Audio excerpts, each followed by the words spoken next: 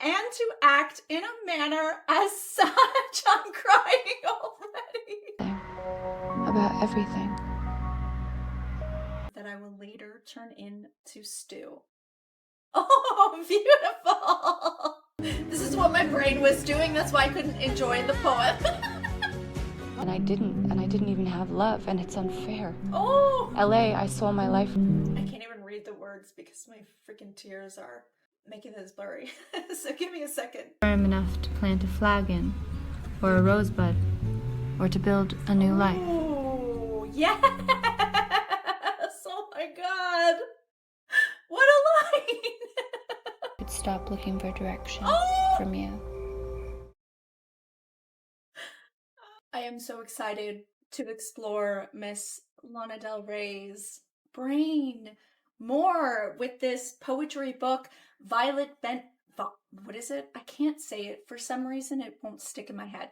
Violet Bent Backwards Over the Grass. I'm very excited. I'm very excited. I'm also very nervous. I'm the kind of person with poetry where I do have a few poetry books, and what I'll do is I'll read one poem and see how it kind of resonates for the next day, week, sometimes month, and then I open it up again and read the next one. So to go through all of them in one day for the sake of the reaction, I'm doing it for the sake of the reaction, but I will say it does go a little bit against what I like to do for poetry. But I still want to do it because I do want to consume it before we get into the next thing. I have a schedule, all that. So that means sometimes when you break things like that, break things that you really like to do, it means there is a sacrifice. And that sacrifice will be that it's more just going to be an overview. It's first emotions, first reactions on the poetry. I think any poetry that's kind of worth its value cannot be fully interpreted and fully parsed out within the first reaction, within the first day, within the first read through anyway. So that's my disclaimer. It's really, this reaction is that. It's a reaction. I got my tea. I got my candles. One candle. I've got one candle going. I've got some incense going. I've got the lights off. Okay. So I did purchase this book, and as you can see, I have not opened it, although I did open a little corner just so I didn't have to struggle in front of camera. But yeah, I haven't actually looked at it yet. So I guess you're getting like an unboxing as well, and I'm gonna awkwardly put it up so you can actually see what I'm doing, but this is not what I would do in real life, hold it in front of my face like this. Okay, I'm actually really excited. It's beautiful so far. Okay, oh my god. We've already got like planets and stars, okay. Let's see. Violet Bent Backwards Over the Grass is the title poem of the book and the first poem I wrote of many. This is by Mrs. Lana. I was going to say Mrs. That's not right. It is Mrs. Lana Del Rey, some of which came to me in their entirety, which I dictated and then typed out, and some that I worked laboriously picking apart each word to make the perfect poem. Beautiful. So some of them came straight from the gods in flow, and some of them she really worked hard to kind of get out what she was trying to say. Interesting. I wonder if we can figure out which ones came from flow and which ones did not. Not that I'm saying there's anything wrong with laboriously picking apart each word, but me personally, I love when things flow, when I'm writing a song, when I'm writing a poem, when I'm choreographing a dance, when it just flows and you don't question it. That is the magic. They are eclectic and honest and not trying to be anything other than what they are. And for that reason, I'm proud of them. That's beautiful, especially because the spirit in which they are written was very authentic. Okay, amazing, amazing, amazing. Okay. I don't know. I want to like share this experience with you guys. There's a guy walking on a journey, maybe, the fool. Cool. Yay. I was so excited. Oh my god. Okay. Dedication. dedicated to whomever's warm afternoon hands come upon these pages, wherever you may find them, and that you may remember that the world is conspiring for you and to act in a manner as such. I'm crying already. Oh my God. See, this is what I'm saying. This is what I'm saying. This is why we have the candle. This is why we have the incense. This is why we have the tea. I felt a reverence to, I don't know, the universe, to myself, to my own magic, to Lana Del Rey's magic, and so that is a representation of that. So I didn't know why I did it, but I did it, and I'm happy I did it, because we're just doing a wonderful magic spell today, I guess, in calling in amazing, beautiful energy into all the, what did she say? The warm afternoon hands. So me, and for everyone else out there who is going through it tough and beautiful, we're here and we're doing it. Okay, that literally made me want to cry. So we haven't even started the poems. Okay, so I guess the first one is Violet bent backwards over the grass. Look it, we've got a beautiful dandelion. Violet bent backwards over the grass.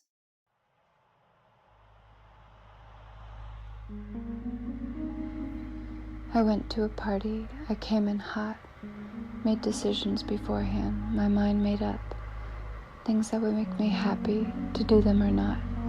Each option weighed carefully, a plan for each thought, and then I walked through the door past the open concept and saw Violet bent backwards over the grass, 7 years old with dandelions grasped tightly in her hands, arched like a bridge in a fallen handstand, grinning wildly like a madman, with the exuberance that only doing nothing can bring, waiting for the fireworks to begin. And in that moment, I decided to do nothing about everything.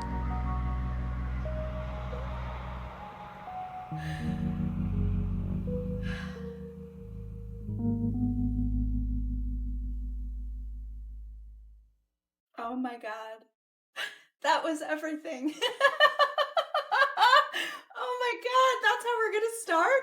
And I think you guys did tell me that there would be little like changes, and you know, because maybe she read this before it was like fully published and edited or whatever. So I did notice that on the line, each option weighed, it's quietly here, okay?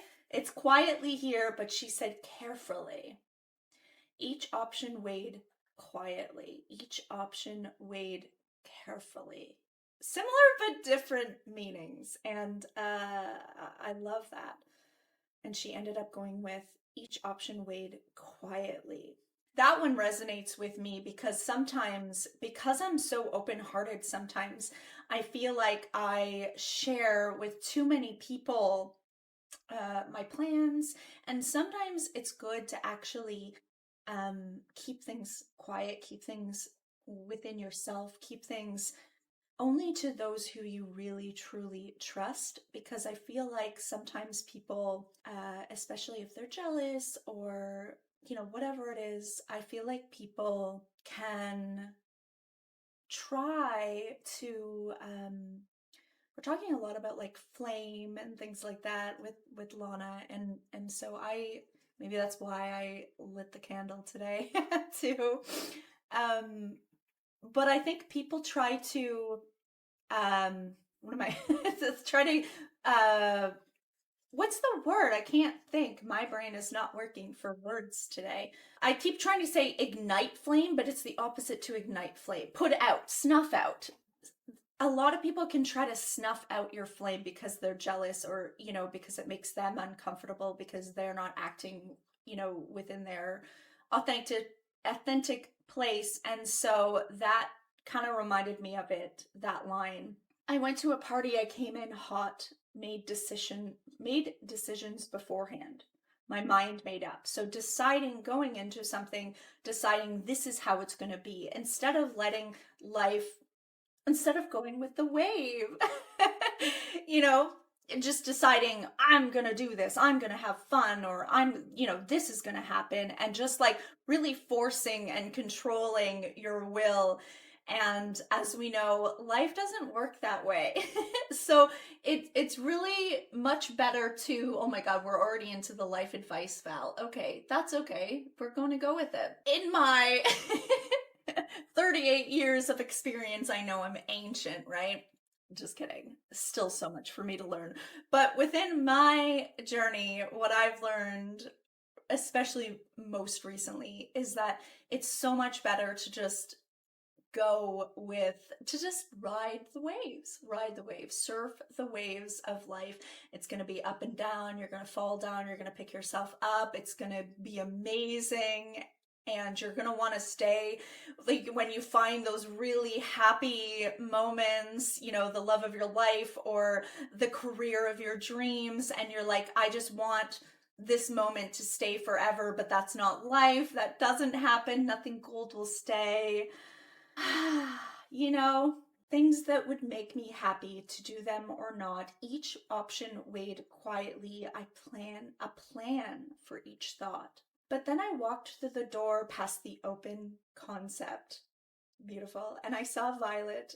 Violet feels like, to me, the inner child, or at least the representation of the inner child. So if we're talking about a real person, a real 7-year-old that inspired this idea, it still inspired the inner child. So Violet, to me, is the inner child, bent backwards over the grass, 7 years old, with dandelions grasped tightly in her hand, arched like a bridge in a fallen handstand, grinning wildly like a madman. Oh my God. What is that book? Wild Woman or something? If you're a female presenting person, that's a beautiful book to read. Is it Wild Women or a Wild Woman? Something like that. I'm so sorry. I will put it linked in the description so you know exactly what I'm talking about, because I do recommend it. I think men could get something out of it as well. So I'm not excluding you. I just think going back to our wildness, we're not always allowed in this society to be wild. And so I think that's why it's definitely aimed towards women and female presenting people, but I think you could probably get something out of it too as a man as well. So I'm not excluding you. With the exuberance, I love the word exuberance, that only doing nothing can bring. Waiting for the fireworks to begin. The greatest, right? We're going back to that idea of the greatest. And in that moment, I decided to do nothing about everything. And then in the poem, there's one more line, forever, that was not in the spoken word. Beautiful. And I love that it's a picture of a dandelion, and it's not even like it's it's the dandelion ready to spread itself, right? Dandelions already aren't seen as the most beautiful thing. They're like the weeds, right? And especially that part, but that part is where the magic is. That's the part you hold in your hand and you blow on, and then the magic seeds just flow everywhere and start growing everywhere. Those are the seeds. We need to be spreading the seeds of love just like that everywhere. So they're weeds to those who it consumes, the people who that makes uncomfortable. Let's move on. Let's move on. Okay, next one we've got bare feet on linoleum. Bare feet on linoleum, and this is the picture. Okay.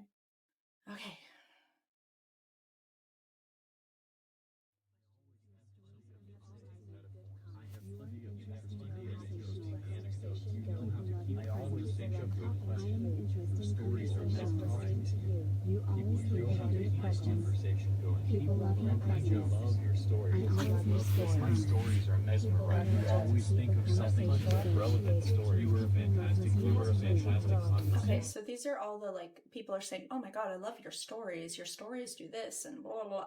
So this seems like, everything that's, like, all the outside forces that are, I don't know, telling her how great she is. Something like that. That's what I'm getting so far, but let's keep going. Jenny, why do you need 2 of those? She had both of these. She just let it go, but she had both of these in her mouth. You can have one, and you give the other one to Sargi. I gave each one of you one. Why can't you share? You always take us good questions. People love my stories. You have plenty of interesting stories. People love listening to you. People love my stories. Stay on the path, Sylvia Plath. Don't fall away like all the others. Don't take all your secrets alone to your watery grave about lovers, and the secrets you keep will keep you in deep, like Amy and Brother. And all of the people you meet on the street will reiterate lies that they uttered. Leave me in peace, I cry, in the middle of the night, on a slow boat bound for Catalina for no reason. Tiny drops of perspiration dot my forehead. They could be mistaken for dewdrops if this were photo season. But alas, this is a real life, and it's been a real fight just to stop my mind from committing treason. Why, you ask? Because she told the townspeople I was crazy, and the lies, they started to believe them. But anyways, that's all over now. I've moved on, gone scorched earth, and now I'm left wondering, where do I go from here? To Sonoma, where the fires have just left? South Dakota? Would standing in front of Mount Rushmore feel like the great American homecoming I never had? Would the magnitude of the scale of the sculptures take the place of the warm embrace I never got? Or should I just be here now, bare feet on linoleum, slicing vegetables into water that I will later turn into stew?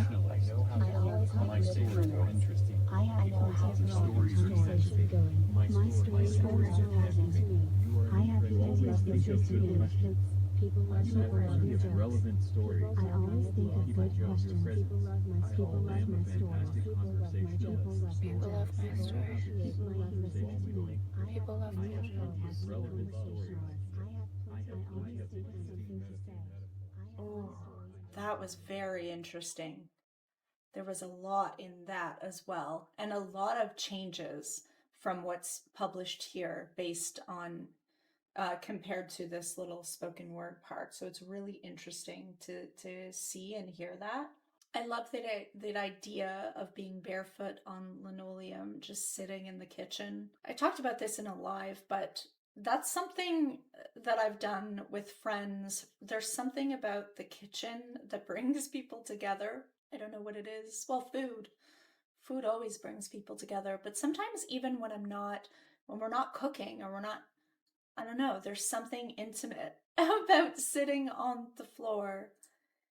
And I don't know, it's just an interesting idea. It's so mundane, but so intimate. And it's very interesting because it's like she's cutting through all the noise, especially being who she is. You would have to. I think it would be very easy to get caught up in all of it. You could get caught up in all the negativity and, it really affects your mental health. And you can also get caught up in the positivity where you start then thinking that you're some god or like, the most, and like have a god complex kind of thing. You could really let it affect you. But again, balance is important in life. And I really feel like she has tried her absolute best and done a really good job with staying balanced within the craziness of the outside world that she's experienced. Stay on your path, Sylvia Plath. Don't fall away like the others. like other artists who have, let their addictions, I mean, we could be talking about a lot of things there for sure. I ain't no candle in the wind. Don't take all your, this one was really interesting too. Don't take all your secrets alone to your watery grave about lovers. She didn't say, but in this it says about lovers and mother. So it's like she wasn't ready in the spoken word, maybe, to even say that, right? That's really interesting. And then, I mean, you guys wouldn't have known that back then when this came out. Like, retrospectively, we know, and you guys have told me, right, that she gets a lot more personal, especially with that about her mother and that mother wound that she still carries, still healing from, still. But at this point, we definitely have heard little hints of it, but it hasn't been super explicit. So I'm glad in the final publish, that she said it. Don't take all your secrets alone to your watery grave about lovers and mother. And then she doesn't, right? She takes her own fucking advice. We know that now. The secrets you keep will keep you in deep, like father and Amy and brother, and all of the people you meet on the street will reiterate lies that she uttered. Will reiterate. So the ways that we can, depending on how your own perception of yourself, which is a result of a lot of things that, like she said, mother, father, brother, sister, things that people around you as you're growing up in your childhood, how they talk to you, the things that they say to you, they become these embedded beliefs that aren't necessarily true, but they are your beliefs. And then they become limiting as you're an adult if you don't kind of work through them. And they do that because, it's like when you're thinking of something, I don't know, you're like, I haven't seen a red car in forever. And then all of a sudden you go outside and like every car that drives by, it's a red car. It's like when you're searching for things, you find them. Your brain, the pattern recognition, whatever it is, you end up trying to kind of, well, she said reiterate. You find those things that people are saying about you. So if you do, you can very easily let that destroy you, literally destroy your self-esteem, destroy your sense of self. And then it's like we're just left as adults trying to pick up the pieces from that and to try to get rid of those beliefs. I love that. Tiny beads of sweat dot my forehead, could be mistaken for dewdrops if this were photo season. Again, perception. She's still going off of that idea of perception that I picked up in Norman. I love that. So they could be tiny beads of sweat, or they could be dewdrops, depending on how we look at it, depending on how we photograph it, depending on how we perceive it. Beautiful. But alas, this is a real life, and it's been a real fight just to keep my mind from committing treason. Are we talking about treason? Treason against whom? Her mother? Her home life? I mean, I think we are talking about childhood wounds here, so I think the treason is maybe her mother. Why, you ask? Because she told the townspeople I was crazy, and the lies they started to believe them. But anyway, I've moved on now. And now that I've gone scorched earth, she's burned it all down. She's the phoenix. I'm left wondering where to go from here. Yeah, so the phoenix hasn't grown yet. So Sonoma, where the fires have just left, South Dakota. Would standing in front of Mount Rushmore feel like the great American homecoming I never had? Interesting. That one's still processing. Very interesting line, especially given how much she talks about America and Americana and the idea of the American dream. Very interesting line. Would the magnitude of the scale of the sculpture take the place of the warm embrace I've never known? Oh. I mean, I said this already. The art, the music, the addictions. taking the place of what she really wants, which is love. Or should I just be here now? Yes, you should. You should be in the now, in the kitchen. Yes. Bare feet on linoleum, bored, but not unhappy. That's fine. Neutral, you know what? Neutral can be really good. Cutting vegetables over boiling water that I will later turn into stew. Oh, beautiful! I just realized that's also talking about her art. And, well, it could be that, or just like how you're able to transmute energy into something different or positive. And anyways, that's beautiful. I love that one too. Okay, next one. What happened when I left you? And it looks like we've got clouds, and it looks like it's this way, and that, because that looks like a house. Anyways, okay. What happened when I left you?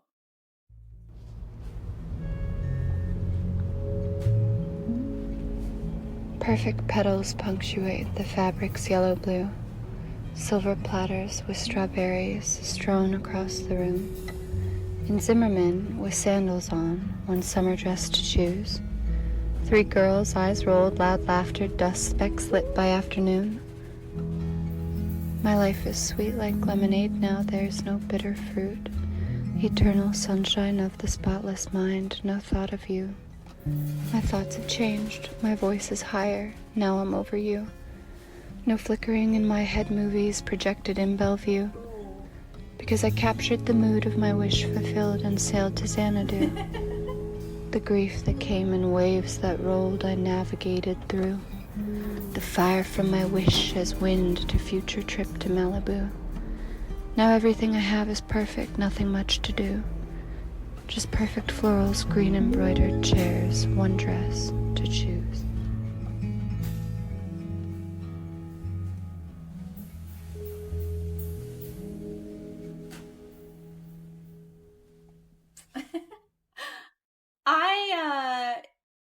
Yeah, I need to go on a real quick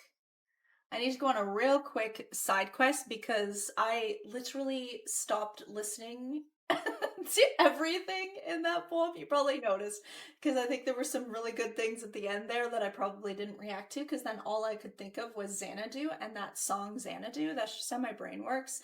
It's the ADHD. It's annoying and beautiful at the same time. So we're gonna just. This is a really interesting movie, by the way. I haven't watched it for a long time. It's a little wacky. I just remember there's a lot of like, what is it? Is there like roller skating? I don't know. It's very 80s. It's very interesting.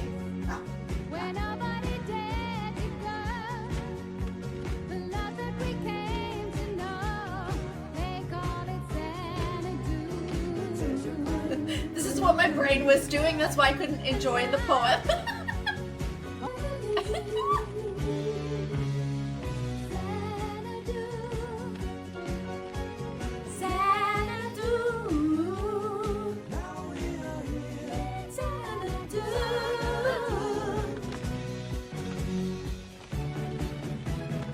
Anyways, okay. I need to get that out of my system. I know that has nothing to do. Well, I mean, it has something to do, but it doesn't. I get it. She's. I needed to get it out of my system, okay? Anyways, it's a fun movie. No flickering in my head movies projected in Bellevue. So interesting. Because I captured the mood of my wish fulfilled and sailed to Xanadu. It's so beautiful. This is what I miss because everything after Xanadu I miss. The grief, oh, this is beautiful. I miss this. The grief that came in waves that rolled, I navigated through. The grief that came in waves. We're talking about fucking waves again. I love it. That rolled, I navigated through. The fire from my wish as wind to a future trip to Malibu. Fire from my wish as wind to a future. The fire from my wish as wind. Like wind on fire can sometimes, you know what I mean? When you put oxygen to a fire, it gets bigger. to a future trip to Malibu. Now everything I have is perfect, nothing much to do. Just perfect florals, green embroidered chairs, one dress to choose. So interesting. I love the beginning alliteration here. Perfect petals punctuate. Isn't that fun to say? Perfect. You stop it. Here's Mr. Sargent. Hi, baby. He's usually just quiet in the back, but he wanted some attention, so he gets it. Because he's a good boy. Thank you. Yeah, perfect petals punctuate. I love it. The fabric's yellow, blue, silver platters with strawberries strewn across the room. That's so interesting. Silver platters. That's so fancy, right? Fancy, and so, but with the strawberries strewn around the room, it's like, it's not perfect. It's a little bit chaotic. Strawberries strewn across the room. They're not on the perfect, beautiful silver platter. They're strewn across the room, which is much better, I think. I like life that way. In Zimmerman with sandals on one summer dress to choose. 3 girls, eyes rolled, loud laughter, dust specks lit by afternoon. My life is sweet like lemonade, now there's no bitter fruit. And she's got a little watermelon. I like it though, sweet like lemonade, because lemonade is sweet, but it's also tangy. But it's not bitter. Eternal sunshine of the spotless mind. I need to watch that movie again. Such a good movie. No thought of you. She's erased him. He was the bitter fruit. My thoughts have changed. My voice is higher. My voice is higher. Interesting. Does that, again, are we talking about like kind of inner child stuff, right? Because when you think of a higher voice, you think of how you were in childhood. So that's what it makes me think of. Now I'm over you. No flickering in my head movie is projected in Bellevue. She's out of the fucking insane asylum because I captured the mood of my wish fulfilled and sailed to Xanadu. Came in waves that rolled. The grief that came in waves that rolled, I navigated through. Okay, next one. This is amazing. I love it. Okay, we're gonna be here forever if I don't just fucking move it along, but some of you don't mind, but yeah. LA, who am I to love you?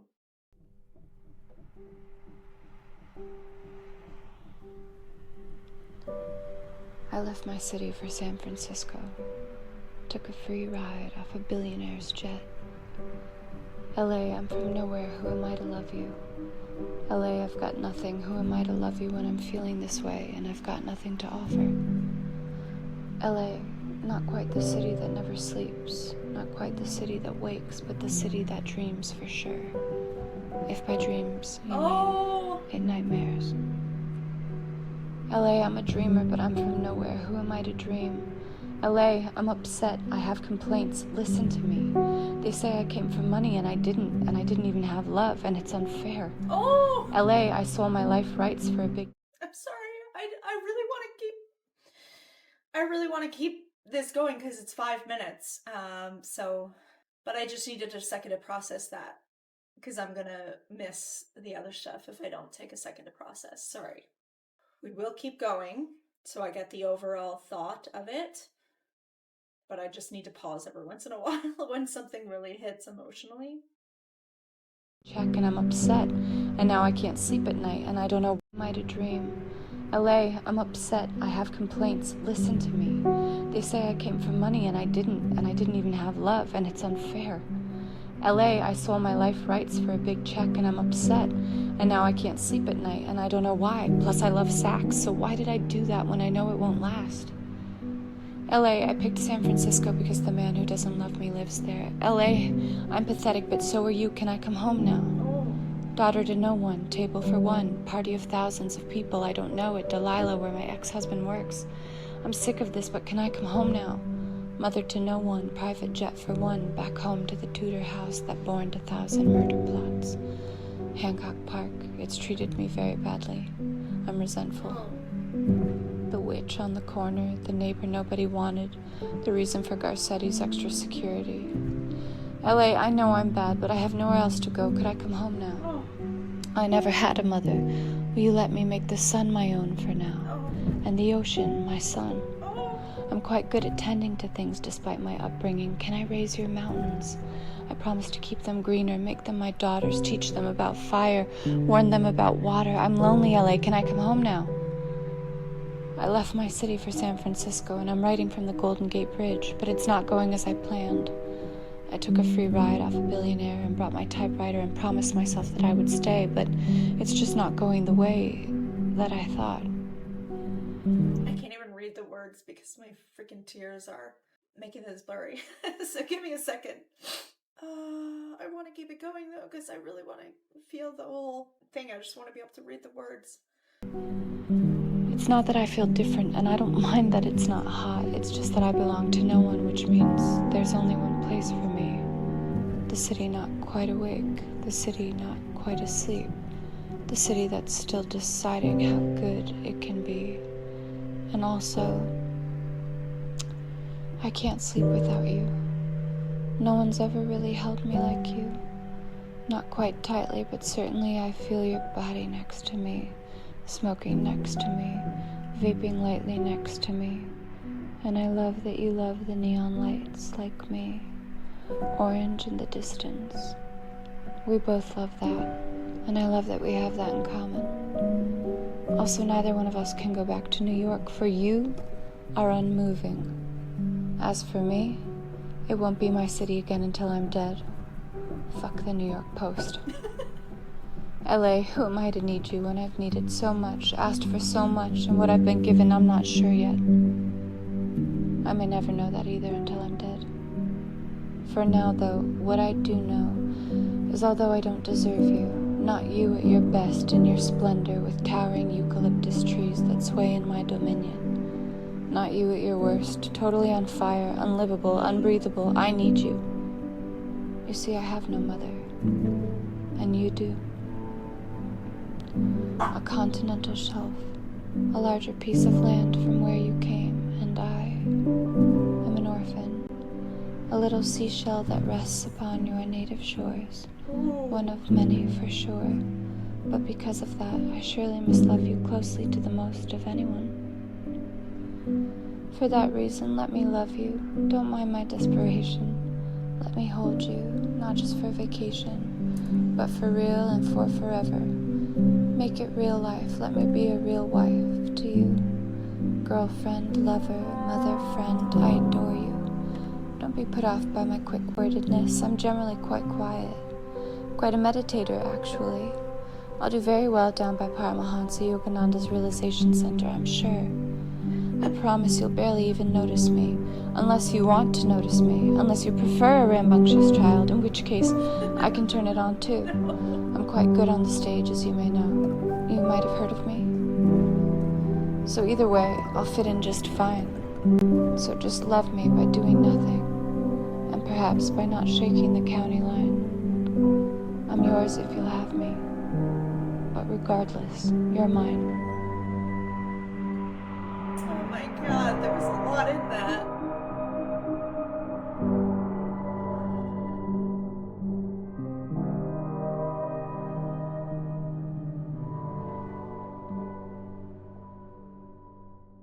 There's a lot in that.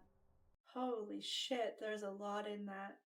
Yeah, that one is gonna take a little bit for me to fully process, but that one made me very emotional. Like I said, there's a lot in that. Like, I can't even describe a lot of, obviously, wanting to feel at home, wanting to feel accepted because she hasn't felt accepted and loved the way that she deserves, wanting to twist herself in so many different ways just to be accepted. and being okay with that, just to feel what it feels like to be loved and accepted. I love the love of a place. It's this symbol of change for her, it feels like. A symbol of finding herself, a symbol of getting away from something she wants to get away from. Again, escapism. Yes, it ended up being escapism, but it also ended up being, true love. She really found herself in this place. It brings up a lot for me personally because I don't have such a, and this is my own wounds, right? I feel like I haven't found my LA yet. If that makes sense, if you want to compare her journey to mine. And so when I read this, it makes me sad because I want to feel that for a place. I want to feel that for a person. Right now, I feel like all I have is myself. And that's beautiful because I'm learning to finally love myself. And it doesn't matter where I am, but it makes me feel like I am a traveler, and I am, but I'm a traveler who doesn't have the resources to travel. So in that way, I am trapped, and it's again, this I'm just sharing my personal feelings after reading that, after listening to that, and that's what it brings up for me. But also, it is what you make it, and I understand that. So, and I'm exactly where I need to be. We always are exactly where we need to be. Okay, sorry. I'm getting all philosophical today. But she doesn't she make you just want to reassess your life, want to like look inwards, wants to look in the mirror, want to figure out what you're doing with your life? Doesn't she make you guys want to do that? Because that's what she does for me. Where I had to pause the first time. They say I come from money and I didn't even have love, and it's unfair. Oh. And I sold my life rights for a big check. I think talking about fame and how, kind of trapped she is now in that. But now I can't sleep at night and I don't know why. Plus, I love sax, so why did I do that when I know it won't last? I think, like, calling herself out on, she definitely is someone who, she chose it, and certain aspects of it she likes and gets caught up in, but ultimately it's become her prison in some ways. Table for one, party of thousands of people I don't know at Delilah, where my ex-husband works, but I'm so sick of this. That's so interesting. Daughter to no one, table for one, party of thousands of people. Again, fame, I think we're talking about here. Well, amongst other things, but yeah, and it brings up some of the poem that she was saying in the beginning of the Ride music video, just about belonging to no one, belonging to everyone, that whole idea. And this one, I loved this line too. I know I'm bad, but I have nowhere else to go. Can I come home now? I never had a mother. Will you let me make the sun my own now? And the ocean my son. I'm quite good at tending to things despite my upbringing. Can I raise your mountains? Maybe she didn't, she didn't have the example that maybe some people do, but she still knows that she is kind and caring despite not receiving that herself. I promise to keep them greener, make them my daughters, teach them about fires, warn them about water. Interesting. That's interesting. Teach them about fires, warn them. You would almost, it's like, again, playing off of how, fire, depending on how you look at it can be, violent and destructive, or also can be like the fuel to passion, and, there's good and bad. And same with water, but I wouldn't automatically, it's like she flipped it, because water a lot of the time we think of as good, but water can also be as destructive or more destructive than fire. For some reason, I feel like it's framed a lot of the time as being less violent than fire. Interesting. Teach them about fires, but warn them about water. Sorry, I find it very interesting. And this, she didn't say this part. It's just that I belong to no one, which means there's only one place for me. The city not quite awake, the city not quite asleep. The city that's something else, something in between. The city that's still deciding how good it should be. So either way, I'll fit in just fine. So just love me by doing nothing, except for perhaps by not shaking the county line. I'm yours if you'll have me, quietly or loudly. Sincerely, your daughter, regardless, you're mine. So interesting. Okay, let's move on. That one I could talk about probably for hours, so let's move on. There's a lot of thoughts going on. Ooh. Paramount?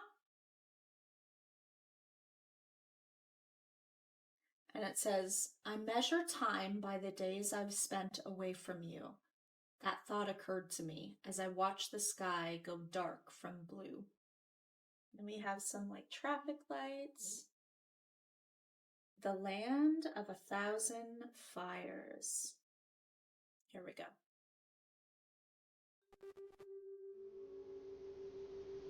Two blue steel trains run through the tunnels of your cool blue steel eyes. Ooh. Vernon, rock quarry, the vastness of which has nothing on your beautiful mind. Dylan, I hear Dylan when I look at you. I can see it in invisible ink like a tattoo. The yin to my yang, the toughness to my unending softness.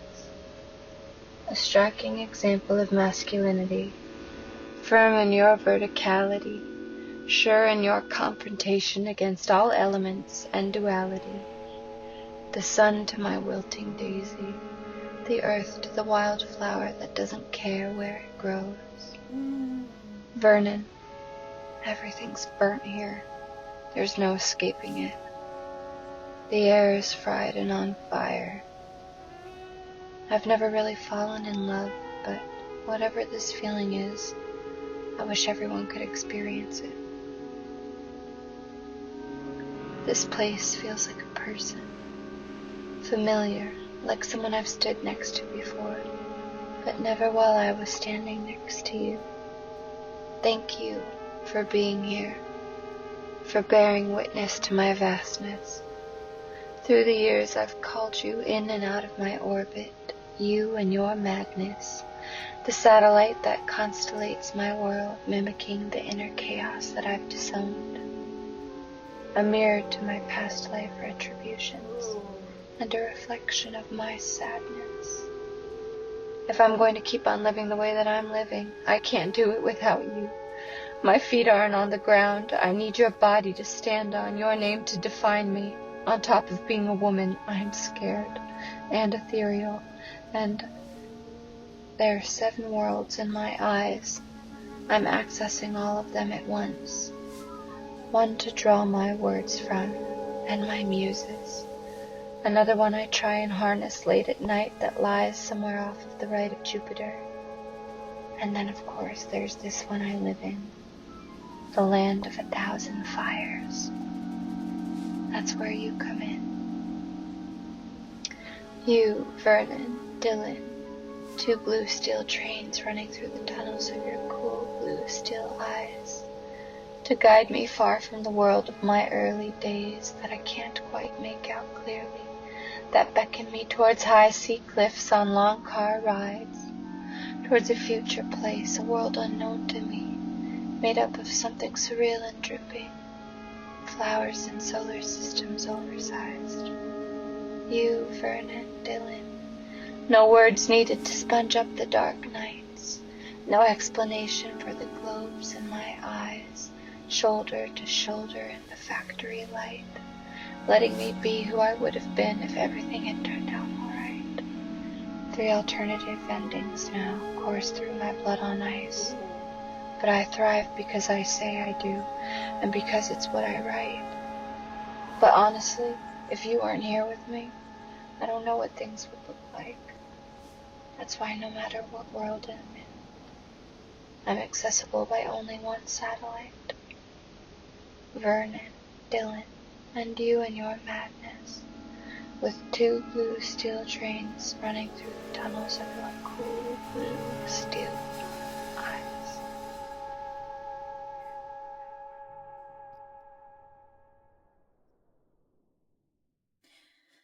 Wow, that was a lot. I have a lot of thoughts about that, but also nothing. That one is very interesting. It does feel like we're back to the idea of, it almost feels like we're getting a little bit more answer into the idea. If you look at, Born to Die, Lana, the stuff she was writing about, and a lot of the criticism actually that she gets. Well, even just think about the poem in Ride, right? When she's talking about kind of losing herself in these men and things like that. It's like we're getting a more detailed picture of that and how she's tethering herself to someone. It makes me think of, you can see some of the criticism that people could say about some of these ideas, just even the dualities and things like that. A lot of people are trying to crush some of these dualities, especially between like masculinity and femininity and things like that. But also, she's really just coming at it from how she feels in the time. And I resonate because I think balance is something that I think we should always be trying to strive for. And that goes for masculinity and femininity, that goes from light and dark and, positive emotions and negative, like going through the waves of all of that, which she does talk about a lot. But when you're not completely balanced, because we're not always completely balanced, it does feel easier when you are feeling very light. And even if, I don't know how much you guys know about, I'm doing a lot of like chakra work, and so I'm sorry if none of that makes any sense to you, but it's all about finding the balance of some of those energies, and some of those are like rooted in very like grounded things, and then other times you can be very, I guess what I'm trying to say is, for me it resonates because I, for most of my life, have been a very, you could call like maybe somebody from the outside looking in might call me like flighty, or like living in a bubble, or living in a higher, floaty, hope world. I don't know, it's hard to explain. And I always needed to be grounded. Felt like for most of my life, I was almost living outside of my body a bit. I mean, that was the nervous system stuff. That was the autism, the undiagnosed autism that I've learned now. But I didn't learn that until I was in my late 30s, right? So for most of my life, I did feel like this kind of floaty. And a lot of men were attracted to that, I think, because there is this playfulness, this inner childness. It's that whole idea, the manic pixie dream girl stuff. And so it feels good sometimes to have this grounded presence in your life. And sometimes that is because men do seem to be, not always, right? And I'm just speaking in general terms, I guess. More worldly, I guess. And so sometimes it does feel good when you're not balanced yourself to kind of allow someone else, like tether to someone else that feels a little more grounded on earth and worldly. And it just kind of gave me that idea of being tethered to someone like that. The idea of satellite, too. It just made me think of Terrence Loves You. So interesting. That's what it brought up for me. I'm not talking about her journey now. Now we've moved on to mine. My journey has been learning to not do that and to find that balance within myself. So find that groundedness. So really do, root chakra stuff and feel comfortable in my own body. There's been a lot of that. And anyways, that's what it brought up for me. I don't know if that makes any sense. The sun to my wilting daisy. He's bringing her life. Yeah, I don't know. It brings up a lot of really interesting emotions for me. But a beautiful poem of humanity. Very, very interesting. Okay, what's next? We have this picture. Ooh, this has Vernon on it. I don't really know the Vernon and Dylan. Bob Dylan is what I thought about with Dylan, but I'm not sure about Vernon. Yeah, City of Vernon. Never to Heaven. Ooh, I'm so excited to hear this one. Okay, Never to Heaven. Never to Heaven, September 23rd, 2018. May my eyes always stay level to the horizon. May they never gaze as high as heaven to ask why.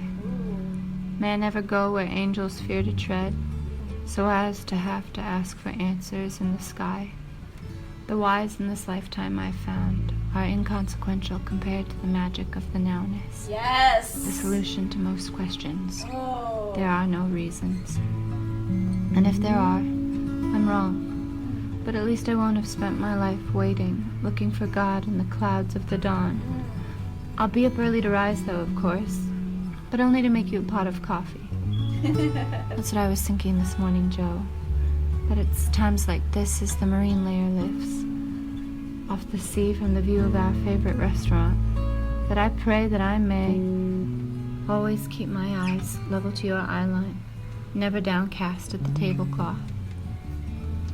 You see, Joe, it's times like this as the marine layer lifts, off the sea on the dock with our candle lit, that I think to myself, there are things that you still don't know about me. Like sometimes I'm afraid my sadness is too big, and that one day you might have to help me handle it. But until then, may my eyes always stay level to the skyline, assessing Long Beach's glittering new development. Never higher than the tallest building. Never to heaven or revenant. 'Cause I have faith in man, as strange as that seems in times like these. And it's not just because of the warmth I've found in your brown eyes. It's because I believe in the goodness in me, that it's firm enough to plant a flag in, or a rosebud, or to build a new life. Oh, yes! Oh my god! What a line!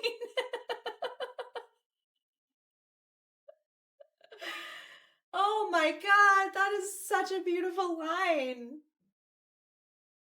Oh, because I have faith in man, as strange as that seems in times like these. Like, it's so easy to just lose hope, but if you really look inside, that's when you can find that hope. And it's not just because of the warmth I found in your brown eyes, although she has found warmth in that. It's because I believe in the goodness in me, that it's firm enough to plant a flag or a rosebud or to build a new life. You just need to look inside to find anything, really. Goodness, darkness, it's all there. I love this whole idea. I love the whole idea of like being in the moment and not feeling the need to even have answers, just riding the wave. I love that idea. Very interesting. And we've got some pictures here. Okay, Tessa Di Pietro.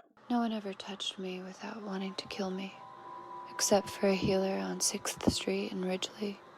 Tessa Di Pietro, recommended casually by a medium I no longer know. She said my number one problem was my field was untrusting. When asked what to do, she paused and said, nothing, which sent me right into uncontrollable sobbing, because there's never anything you can do about the important things. She said, okay, one thing you can do is Picture the floor rising up to support you and sink into the back of the bed that's behind you. Too much of your energy is in front of and above you, which for some reason made me think of a live show I had seen. Jim Morrison at the Hollywood Bowl, 1968, check date. The blue trellised lights gave him an unusual aura, like a halo or something, made him 8 feet or taller. I remember just thinking he looked out of his body, but definitely like a god on stage. So I told her maybe an artist has to function a little bit above themselves if they really want to transmit some heaven. And she told me singleness of focus is the key to transmission. For an emphasis on developing inner intuition, close your eyes and feel where you hold your attention. If it's in the back of your eyes, walk it down to your heart center and make that the new place from which your thoughts enter. Clairvoyance comes mostly from this simple function. Oh, and Jim died at 27, so find another frame of reference when you're referencing heaven. And have you ever read the lyrics to People Are Strange? He made no sense.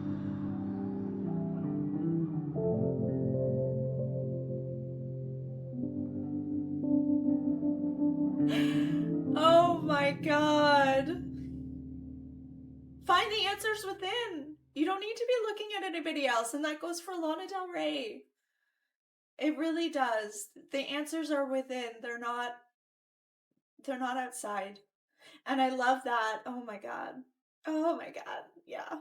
Close your eyes and feel where you hold your attention. If it's in the back of your eyes, walk it down to your heart center. I love that. Gently, always gently. I love this idea. I love this wanting to find so much from outside of ourselves. We do that a lot. Yeah, the answers are always within if you really listen. But it's hard because you can see these people. Again, now, like with me, I'm thinking now about how we can so often put someone like Lana up on a pedestal, and she's also just human, right? As well. Although an incredible one with incredible ideas and thoughts and feelings that she shares with us, still human. And we don't need to find all our answers through her either, but although she can help guide us for sure, the way other people can as well. Singleness of focus is the key to transmission.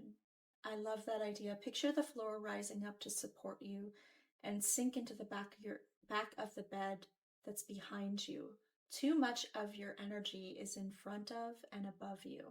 So just being aware of the other things that support you. I mean, we have eyes, and the eyes are in front of our heads, right? But there's other senses, there's other sensations that you can use that aren't necessarily need to be focused ahead.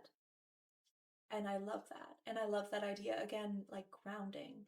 She's finding this grounding herself, this time herself, not being tethered to somebody else. So interesting. I love this. Okay. Ooh, some beautiful trees and a bench.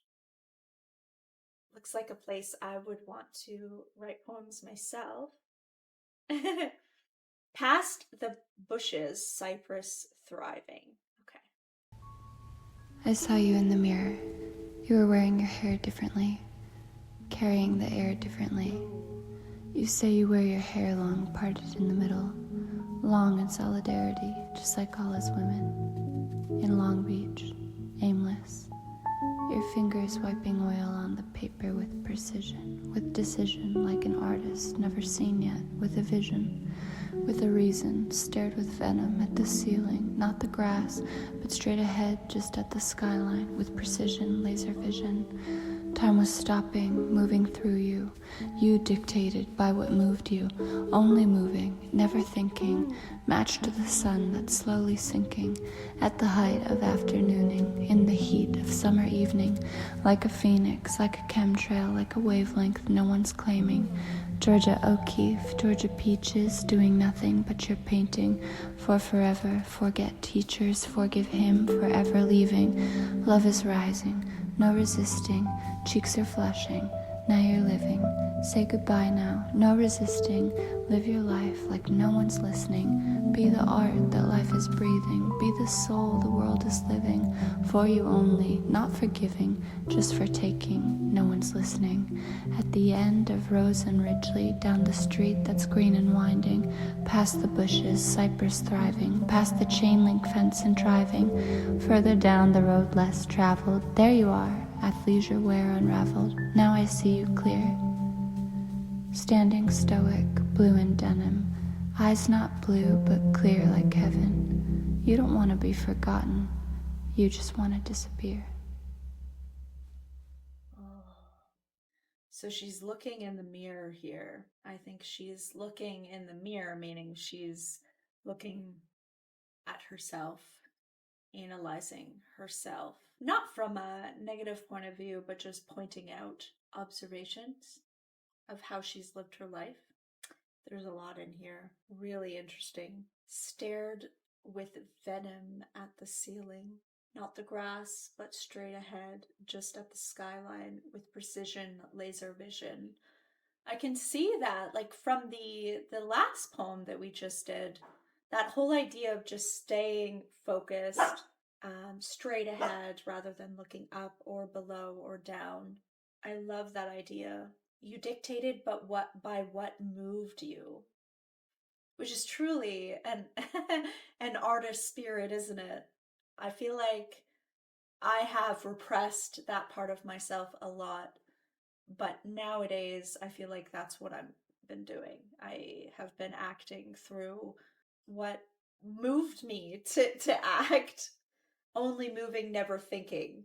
I did too much thinking in my life. Again, she's holding up the mirror. She's looking at herself in the mirror, but it's in turn now holding up the mirror to me, which is what great art does. So that's why I'm talking about myself now, because it's now got me thinking about my own life and how I've lived my life. Match the sun that's slowly sinking at the height of afternoon in the heat of summer evening like a phoenix. I love that. I talk about phoenix all the time, so I love it. Like a chemtrail. That didn't get lost on me. I know that's the next album we're doing. Like a wavelength no one's claiming. Doing nothing but your painting forever. Forget teachers. Forgive him for leaving. Love is rising, no resisting. Cheeks are flushing. Now you're living. I mean, she's surrendering to the universe, isn't she? And to her art. Be the art that life is breathing. Life imitates art. Be the soul the world is living. And she is. That's what she does. That's why she's not perfect. That's why she doesn't present herself as perfect, because she presents herself as her authentic self, which isn't perfect. No human is. I think that's why a lot of us really relate to her art, is because it isn't performative. I mean, it is, but it isn't, if you know what I mean. I'm going to be honest. I have reached my capacity. I have reached my capacity for today, and I don't push it, because I won't enjoy the rest of the poems if I push it too much. There's just too much there. There's too much to ponder upon, I just want to let these sit, and I want to come back fresh tomorrow. So day 2, ready to start with SportCruiser. But I do want to show you the pictures. This one is very interesting. And we're on to SportCruiser. It's a long one.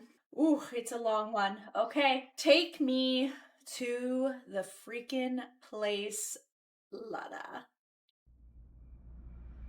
SportCruiser.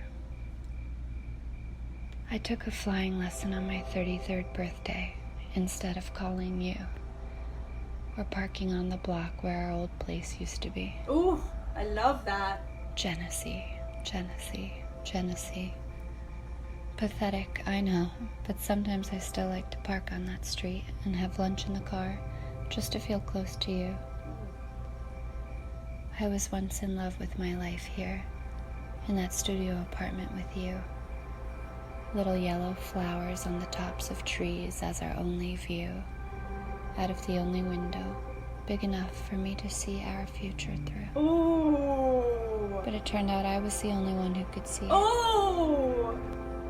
Stupid apartment complex. Terrible you. You who I wait for. Oh. You. Like a broken record stuck on loop. Oh. So that day, on my birthday, I thought, something has to change. It can't always be about waiting for you. Right.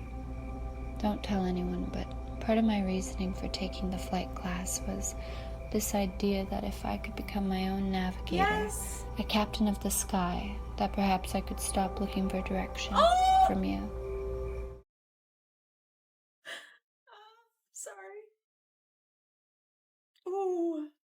Again, I'm not going to talk too much in this pause because I do want to experience the whole thing. But I just needed to take a second to take a breath. I don't remember that last from yesterday, the one poem that was about like tethering herself to someone else. It's like now she's realizing, like we're seeing that progression, that change.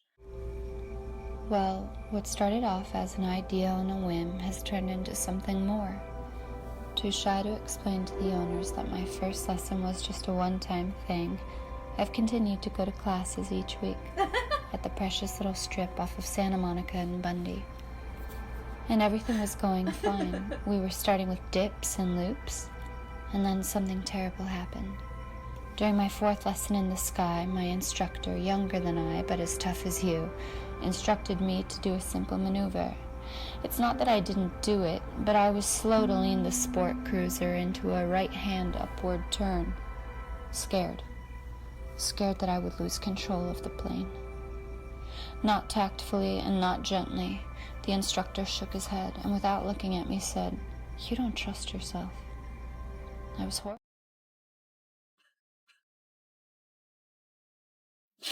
Ooh. Ooh. That one hurts. Oh, that one hurts. All I'm going to say is I'm glad I stopped yesterday so I could fully appreciate this one. Trust your intuition. And we're listening to the fucking poem about trusting your intuition. Beautiful. Thank you for the confirmation, Lana. Oh, beautiful. Okay. Sorry. Not sorry. This is literally while we're here. I'm just going to put it back so I can catch my bearings again. Catch my bearings. And upward turn. Scared. Scared that I would lose control of the plane. Not tactfully and not gently, the instructor shook his head and without looking at me said, "You don't trust yourself." I was horrified, feeling as though I had somehow been found out, like he knew me. How weak I was. Oh. Of course, he was only talking about my ability as a pilot in the sky, but I knew it was meant for me to hear those words.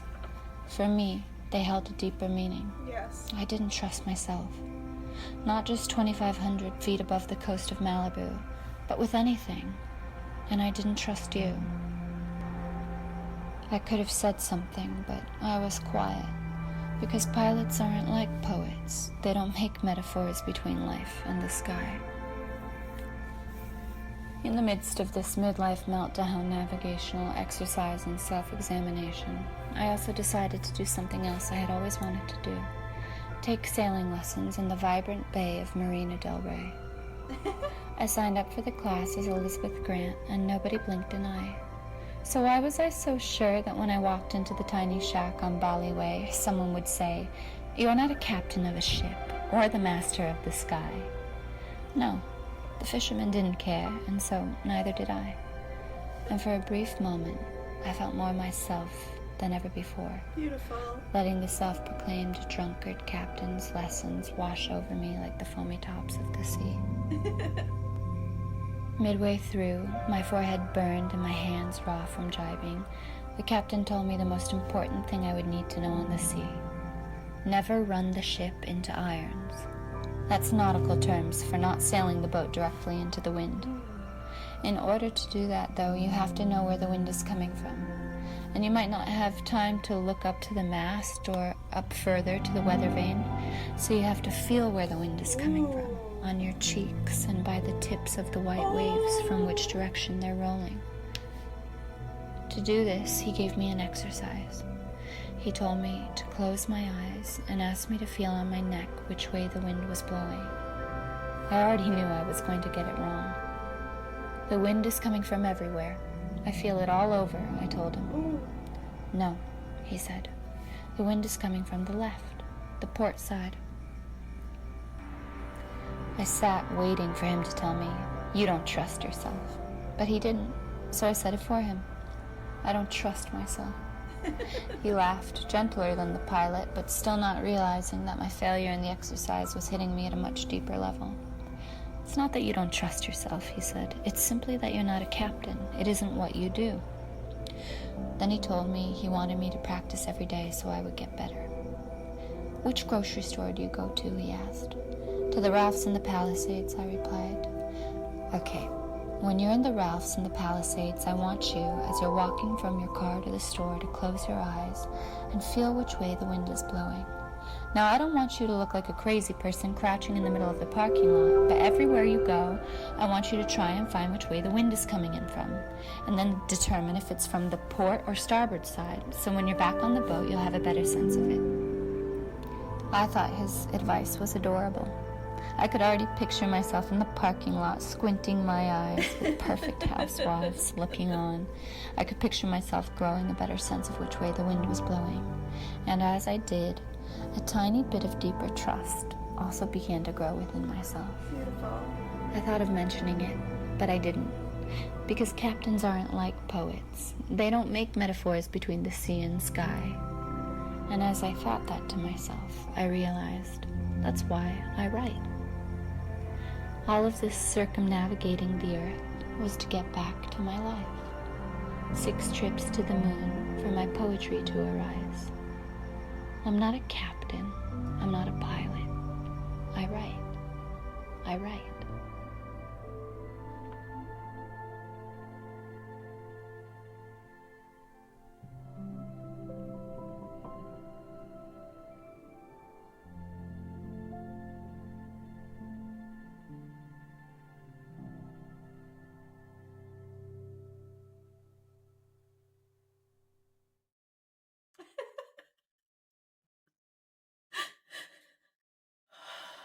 I mean, what's there to say? I feel like that's similar to watching the Ride music video. Like, that really just changed my life in some way, in a small way, but in a big way, if that makes sense. It really lines up with the journey that I'm personally on right now. Just learning to trust myself in my own art and my own creative pursuits, and just putting things in perspective. Oh man, I needed to hear that. I really gave up on myself for a long time. Well, that's not true, because I needed to go through all the things I needed to go through in order to get here. So I don't regret my life. It's brought me to where I am now, which is beautiful. But it's really easy to look back and be like, man, I really lost that part of me, but it wasn't meant to be found until now, until this moment. Oh, that was beautiful. And I love how there's just no picture. Like, it's just the end, and then there's just a blank page beside it. I love that. This one really needed that. It really needed that pause. So I appreciate that. Beautiful. Her head in a book on the beach. Next, we've got Quiet Waiter Blue Forever. Interesting. Blue. I'm excited. Okay. You move like water, sweet baby, sweet waiter, making the night smile to no one you cater. Silent woodworker from midnight till later, my lover, my laughter, my armor, my maker. The way that I feel with you is something like aching. Inside of my stomach, the cosmos are baking. A universe hung like a mobile. The alignments of these planets unique. In me, the earth moves around the sun. No land, all sea, water world. Sun chaser, Tropic of Cancer, Southern Equator. I'm the crying crustacean sunbathing on paper moon. Let's rewrite the beginning of this primordial ooze, shall we, my love? Am I being brazen for saying this year makes me feel like we could have wrote it better than him? But who am I? Just a girl in love, dreaming on paper, rearranging the salt for the pepper. Ooh. In love with you, my quiet waiter, summer, blue, forever. Call me when you're done with work. I'll pick you up later, the darker the better.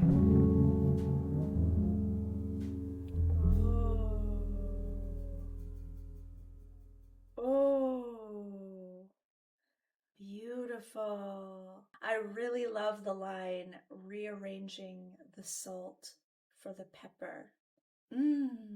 I really like that. Salt is salt. I like salt. Pepper is a little spicier, a little more interesting. Beautiful. Quiet waiter blue forever. Beautiful. Ooh, beautiful. And then we've got these beautiful pages. My bedroom is a sacred place now. There are children at the foot of my bed. Ooh, okay. Interesting. Last year, when I wrote you my last letter, the beginning of my future poetry, I acknowledged who you really were for the first time. I didn't call you by any other name. I let you know that I knew the true nature of your heart, that it was evil, and that it convinced me that darkness was real, that the devil is a real devil, and that monsters don't always know that they're monsters. Ooh. But projection is an amazing thing. After you left and burnt the house down, you tried to convince me it was I who was holding the matches. You told me I didn't know who I was, but I do. I love rose gardens. I plant violets every time someone leaves me. I love the great sequoias of Yosemite. And if you asked my sister to describe the first thing she thinks of when she thinks of me, she would say campfire smoke. Ooh. I'm gentle. I'm funny when I'm drunk, but I haven't been drunk for 14 years. I go on trips with my friends to the beach who don't know that I'm crazy. I can do that. I can do anything. Even leave you. Because my bedroom is a sacred place now. There are children at the end of my bed, telling me stories about the friends they pretend to hate that they will make up with later. And there are fresh-cut flowers that I grew myself in vases from the yard on nightstands, hand-carved by old pals from Big Sur. And the longer I stay here, the more I am sure that the more I step into becoming a poet, the less I will fall into being with you. The more I step into my poetry, the less I will fall into being with you. The more I step into my poetry, the less I will fall into bed with you. Ooh. Ooh. That was like an affirmation. It's interesting because it almost looks like it's like orange juice stains or something here. Well, that was certainly talking about a toxic relationship of some kind. There were times in there that I thought maybe you could have been talking about her mom, and maybe it is. Again, sometimes these kind of things can be taking a feeling, taking an emotion, and kind of using life experience to create one thing. So you never know. It could be inspired by multiple things, but then, at the end, with it saying, the less I will fall into bed with you, obviously then gets the impression of a romantic relationship. But then also, I don't know, I think she talks to herself a lot too, self-talk. And so you could even also say this is her exploring a more toxic side to herself as well. Oh shit, yeah. Because she's talking about, this could be about the alcoholism as well. Because we do talk about that, so there's certainly hints there. A toxic relationship, but which one, right? Definitely could take it literally. And again, it sounds like she's had those as well, so certainly could be drawing from romantic experiences as well, but I mean, this could also be the addiction that she's talking about as well. The more I step into my poetry, the less I will fall into being with you. Ooh, I'm convinced that this is about the addiction again. But again, which one? But it does. It feels like it could be the alcohol. There are children at the foot of my bed, telling me stories about the friends they pretend to hate that they will make up with tomorrow. Yeah, I don't know. Could be kind of inner child stuff again. Especially because she brings up violets again. I buy violets every time someone leaves me. It really felt like an inner child exploration with the title poem, Violet Bent Backwards Over the Grass. So that's what I'm getting. That's what's resonating with me anyway. Ooh, interesting. Her with an American flag. And then we've got these beautiful mountains. Her out in nature again with a book. I love that. And this is called In the Hills of Benedict Canyon. Okay, we're getting the Val poetry reading of In the Hills of Benedict Canyon. Okay, In the Hills of Benedict Canyon. Love has room to grow in the hills of Benedict Canyon. My green typewriter light is on, and 2 months' time between me and my last man. No double murder plots looming over neighbors' vacant lots that I look upon at twilight, still light enough for the star-line bus to be carrying on. I listen to the hippie spouting nonsense at the foot of Bella Drive, hammering on about Sharon and the sanctity of life. I listen on intently. Thanks for the free ride, and for reminding me that everything comes down to a story and to laugh when you could cry. But finally, I have no reason for tears. Not tonight at 7:27. First time in months I feel close to heaven in the hills of Benedict Canyon, the background hum of the television. Love has room to grow. No more secrets, no more reasons to put off what I already know, no more big projects, no new dev breaking ground on Sunset, no big builds lasting too long up on Mahalid. No joint ventures fracturing, no unchained melodies enchanting the bars in my head. No, just no news, nothing going on at 7:27. Not quite ready for dinner, just the background hum of television. Me standing out on the deck, wondering what phase of twilight the sky is in, and contemplating how the Dodgers are doing, and reaching for the new phone to call an old friend. Ooh, interesting. I love that line, and for reminding me, thanks for the free ride, and for reminding me that everything comes down to a story, and to laugh when you could cry. I love that line.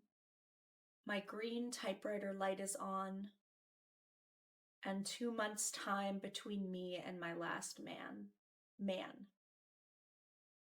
Ooh, I love that. It does feel like a lot of kind of mundane things, but then being grateful for what you're learning in those what seems like nothing moments at 7:27. Again, the nothing going on, right? From The Greatest, and from, I can't remember the other poem that we were talking about, that from yesterday. It really seems to hammer out that idea. It's beautiful. You're only as happy as your least happy child. Oh. Oh.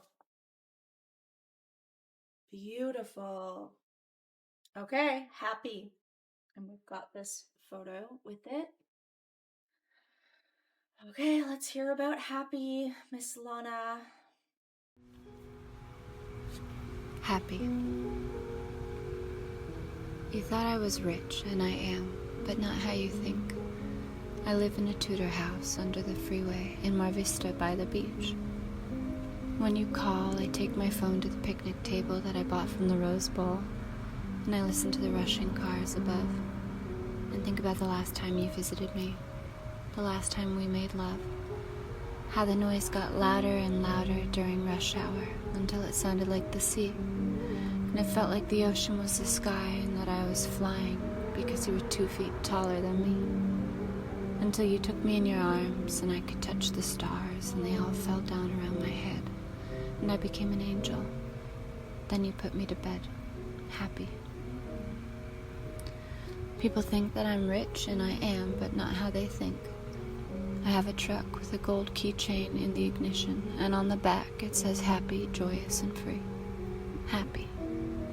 And when I drive, I think about the last time my friends were driving with me, how the radio was so loud that I couldn't hear the words, so we became the music.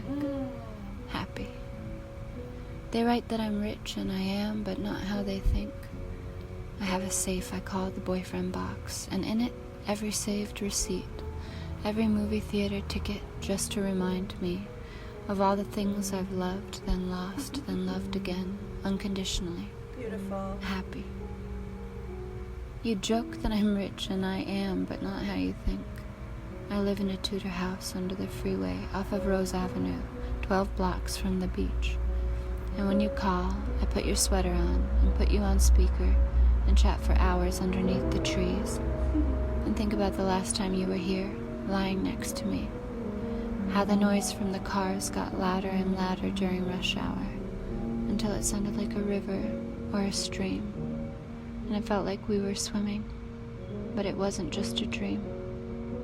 We were just happy. Oh, beautiful.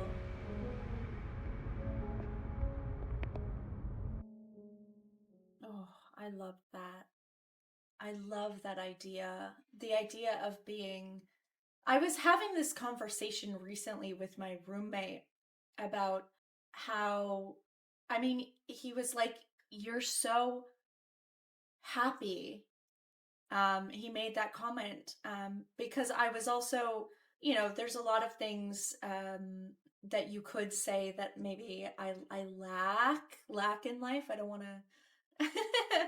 I'm trying to get away from that idea of lack, but there are some things from an outside perspective that maybe some people would look at me and be like, "Oh wow, like, she doesn't have this, she doesn't have that, she doesn't have this." But I am generally very rich in so many things, in love and in joy and in seeing the beauty in life. Like, those are things I'm extremely rich in, and I'm so grateful for that.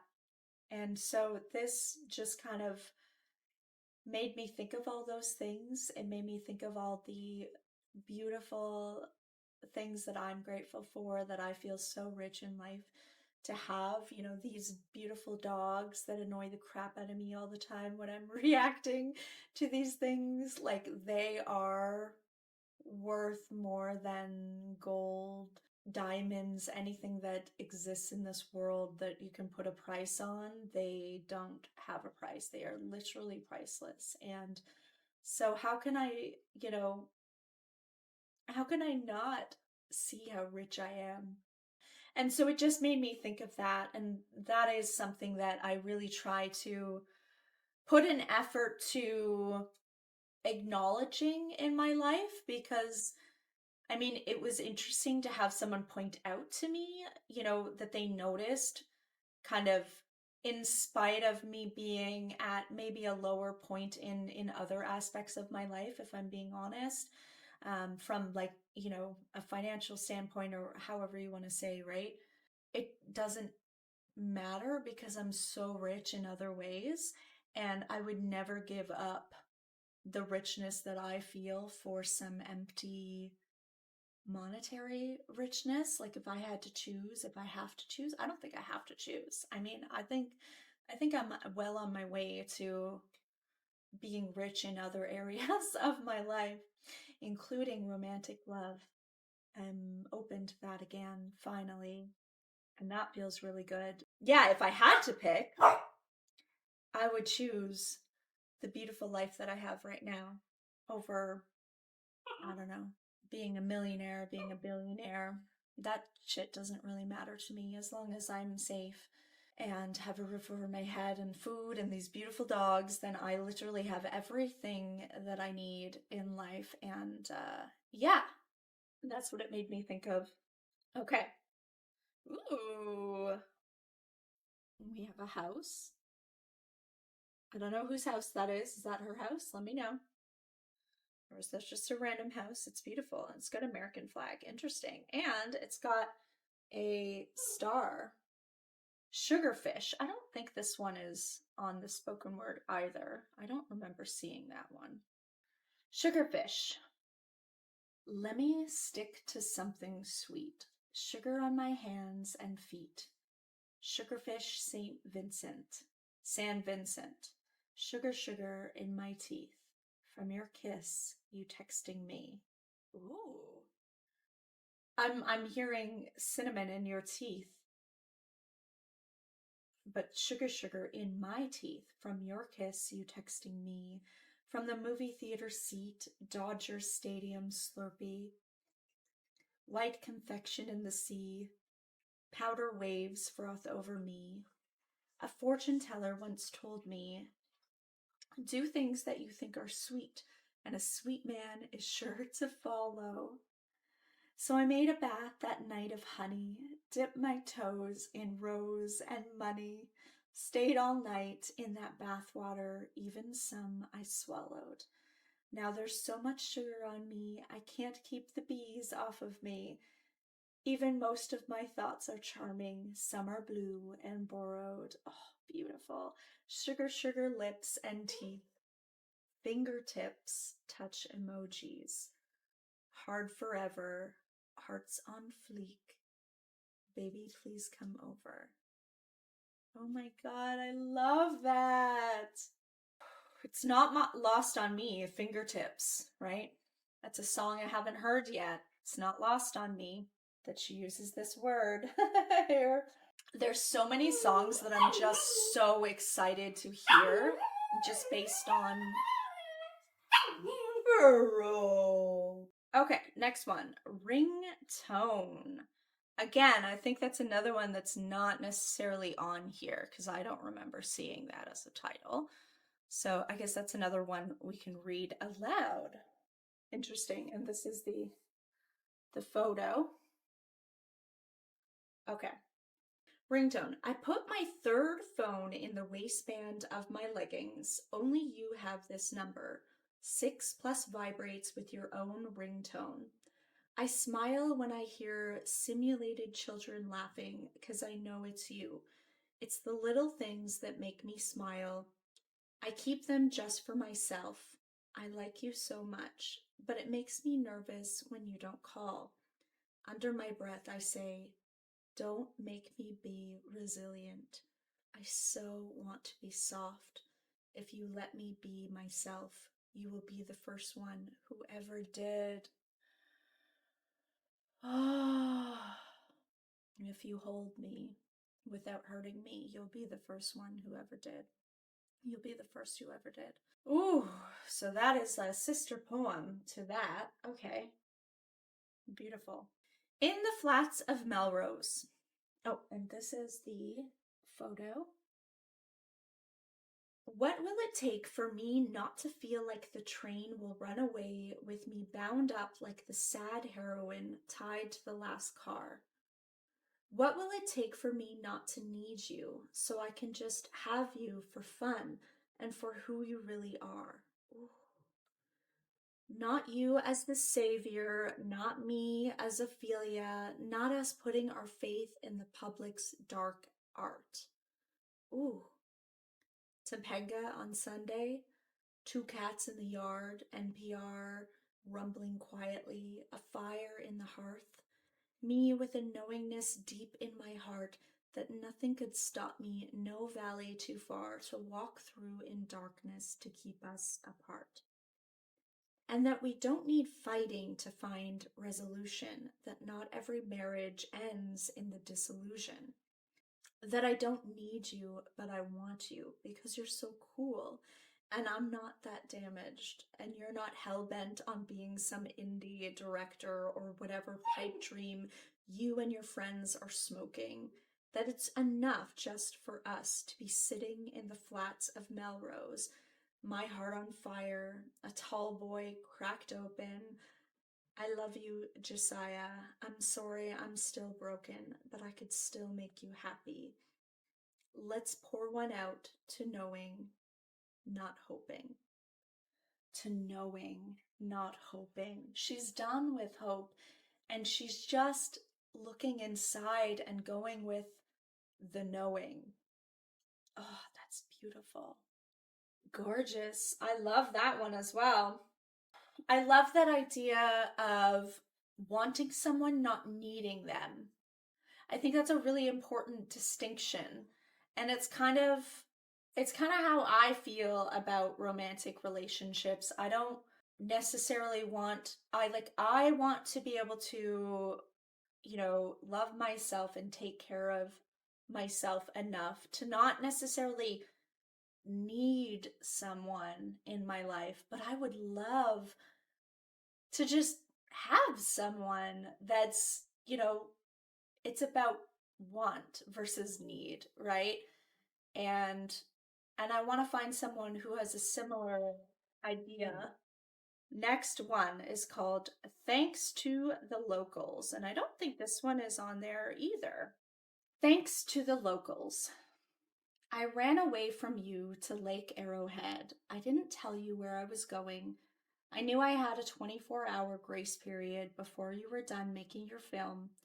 I went to an AA meeting, and my share read like a tale of a battered housewife.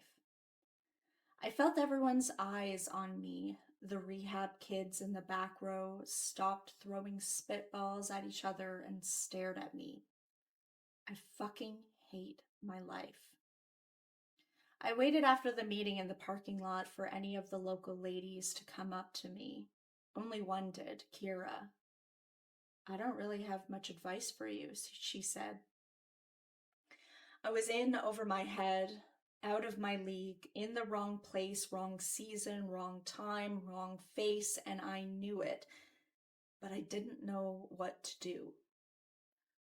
You asked me to marry you. You said your mother was dying and you couldn't fathom your life without a woman in it. I was tempted, but it didn't seem like a good enough offer. I wanted more than that, even though I've never had anything. Not one person to call if I changed my dollar in for quarters to ask what they thought about it. But there's always been just a little tiny piece of me inside, the size of a small slice of angel cake, that knew somewhere, somehow, that I deserved better than someone like you. So I got back into my truck in the dark, my little yellow pamphlet with 2 numbers on it that I would never call crumpled up. Kira with her local area code, and gratefully also her sponsor, Gail from Palmdale. I didn't feel better and I didn't use the numbers, but I thought that I had been very brave, that I did the best I could, sharing in that big room, tears streaming down my face as in my high school flannel, just to say, the man that I love hates me, but it would be easier to stay.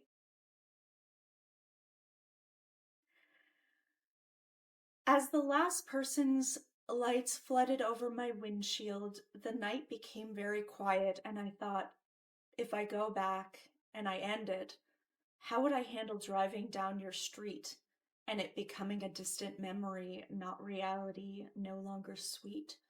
Sweet the way it tastes in my mouth to say your name. Sweet like when I was young, driving down those roads before we were done, before any big battles were lost or won, unbeknownst to everyone except for you and me. As sweet as a junkie's limited concept of love can be, I thought because you were clean, you were a lot like me, wanting to be closer to something big and free. But some people need their secrets. And now my greatest battle will be this unchained melody in my heart from not having you next to me, to shut the door on the past and step blindly into the abyss, no destination intact, the only direction set in the compass to move forward.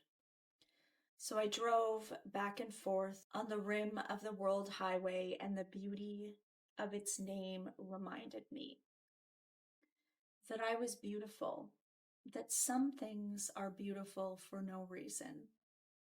Not everyone needs to pretend to love their girlfriend just because their mother is dying or because they're afraid of a change in season. Anyway, I don't have a pretty couplet to give resolution to this poem, nothing very elegant to say, except that I was brave and it would have been easier to stay.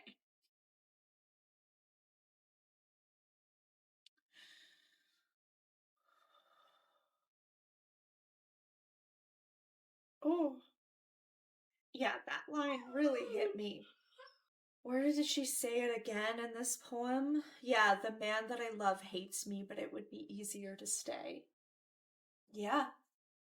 Not knowing you need to leave someone because it's not good for you, but having no idea how, or, you know, living situation and, how that's going to happen, or how you're going to find the finances to do so. Yeah, it's wild. It's absolutely wild, that whole idea, and I wish there was more. Yeah, yeah. I wish it wasn't like that, is all I want to say. Here's the picture. Very interesting. I'm writing my future. Beautiful. We are back for day 3. By the way, I do have my dog right here on my desk. I put a little blanket out there for her. She's tiny enough and she just wanted to be with me. So that's what I'm petting right now. That's not really in frame. Maybe she'll go in frame if she feels like it, but for now she looks comfy where she is. And yeah. Okay, so paradise is very fragile. Even the title is very poetic. Paradise is very fragile. Yeah, it's interesting, right? Because obviously she has the Paradise EP. And so we know she talks about the idea of paradise a lot, not just in that, but through all her work. So yeah, I don't want to put too much onto it actually now, but I am very excited and interested, I will say that. Paradise is very fragile, and it seems like it's only getting worse. Ooh. Down here in Florida, we're fighting red toxic tides, massive fish kills, Yes. not to mention hurricanes and rising sea levels. Back in Los Angeles, things aren't looking much better. My treehouse that had been standing for 80 years succumbed to the Woolsey fire. Oh. Who would have thought that this year at 33, you would have been taken out from under me after all those years? Built from the ground up by hand by your very first owner. Sorry, I need to stop. Right. I need to stop. I know I've been trying to kind of let them go, which I think was a really good instinct that I had the first, but yeah. If I don't stop, I will just completely forget my thought, and I just wanted to make a really quick statement before we moved on, and I completely forgot about it. That line, my treehouse that had been standing for, well, she says 80 years, but she changed it to 60 years, succumbed to the Woolsey fires. Like, your treehouse, that's kind of like, that's your childhood. A lot, sometimes like a treehouse you can think of maybe was like built, with your parents, or maybe it was built with her dad. It's very important. So I can imagine how devastating it would be, even if it's just a metaphor we're talking about here, or if it's, the actual thing. It doesn't matter. It doesn't matter. It's just basically expressing something that was out of beauty and maybe labor put into it, and a lot of joy and a lot of privacy and kind of sanctity, to just be destroyed.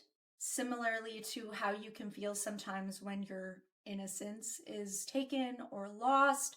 It's like this thing that's so beautiful and untouched, soiled, or yeah, it's an interesting thought that been standing for 60 years. Okay, so she didn't build that, obviously, so that doesn't, but somebody did, right? Maybe somebody and their dad built it, and I think that's the point, right? It's this beautiful, sacred almost thing that was destroyed. Paradise is very fragile. And that certainly could be paradise for a child. Maybe not just her, but like I said, maybe generations of kids. Beautiful. I love that line. Who would have thought that this year at 33, you would have been taken out from under me after all those years?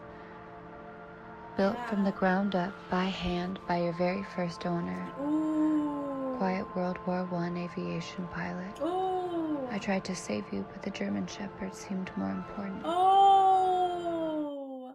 So now we're getting that picture of who did build it. Sorry, I should have kept it going because all my questions that I had, that I missed, were answered. That's beautiful though. But I stand by everything I said, and that's beautiful. And yes, the horses and German Shepherds were more important, but that doesn't mean that it doesn't hurt for something like that to be taken away.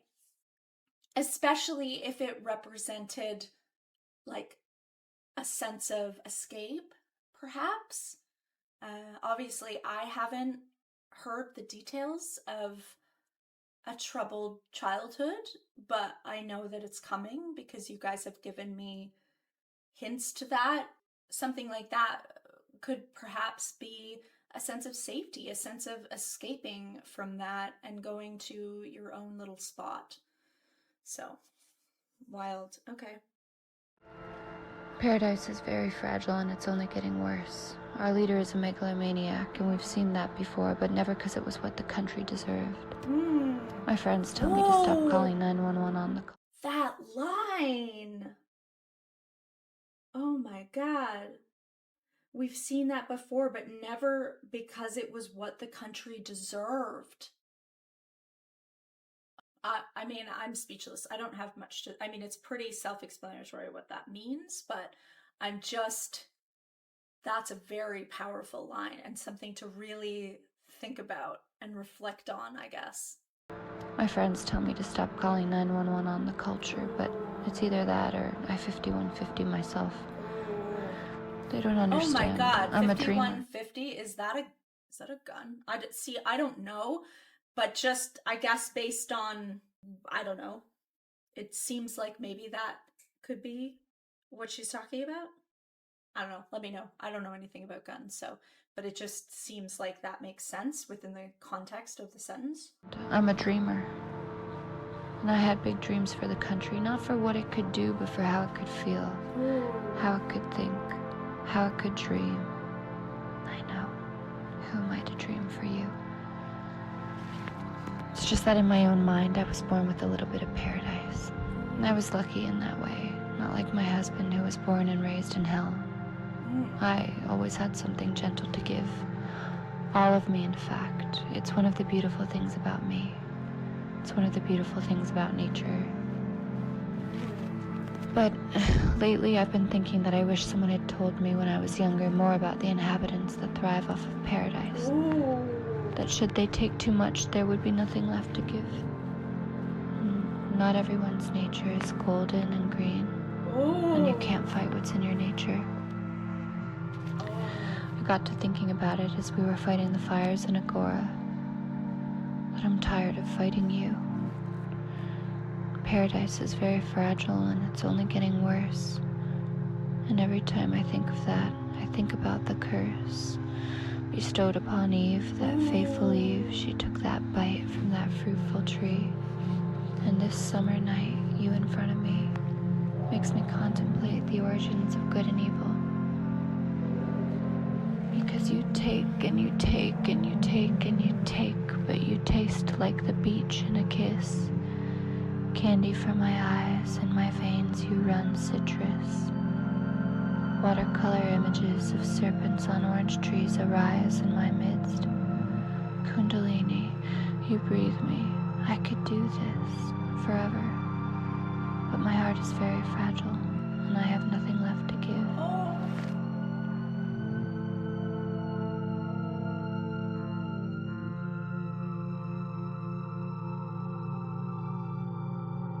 It's so honest.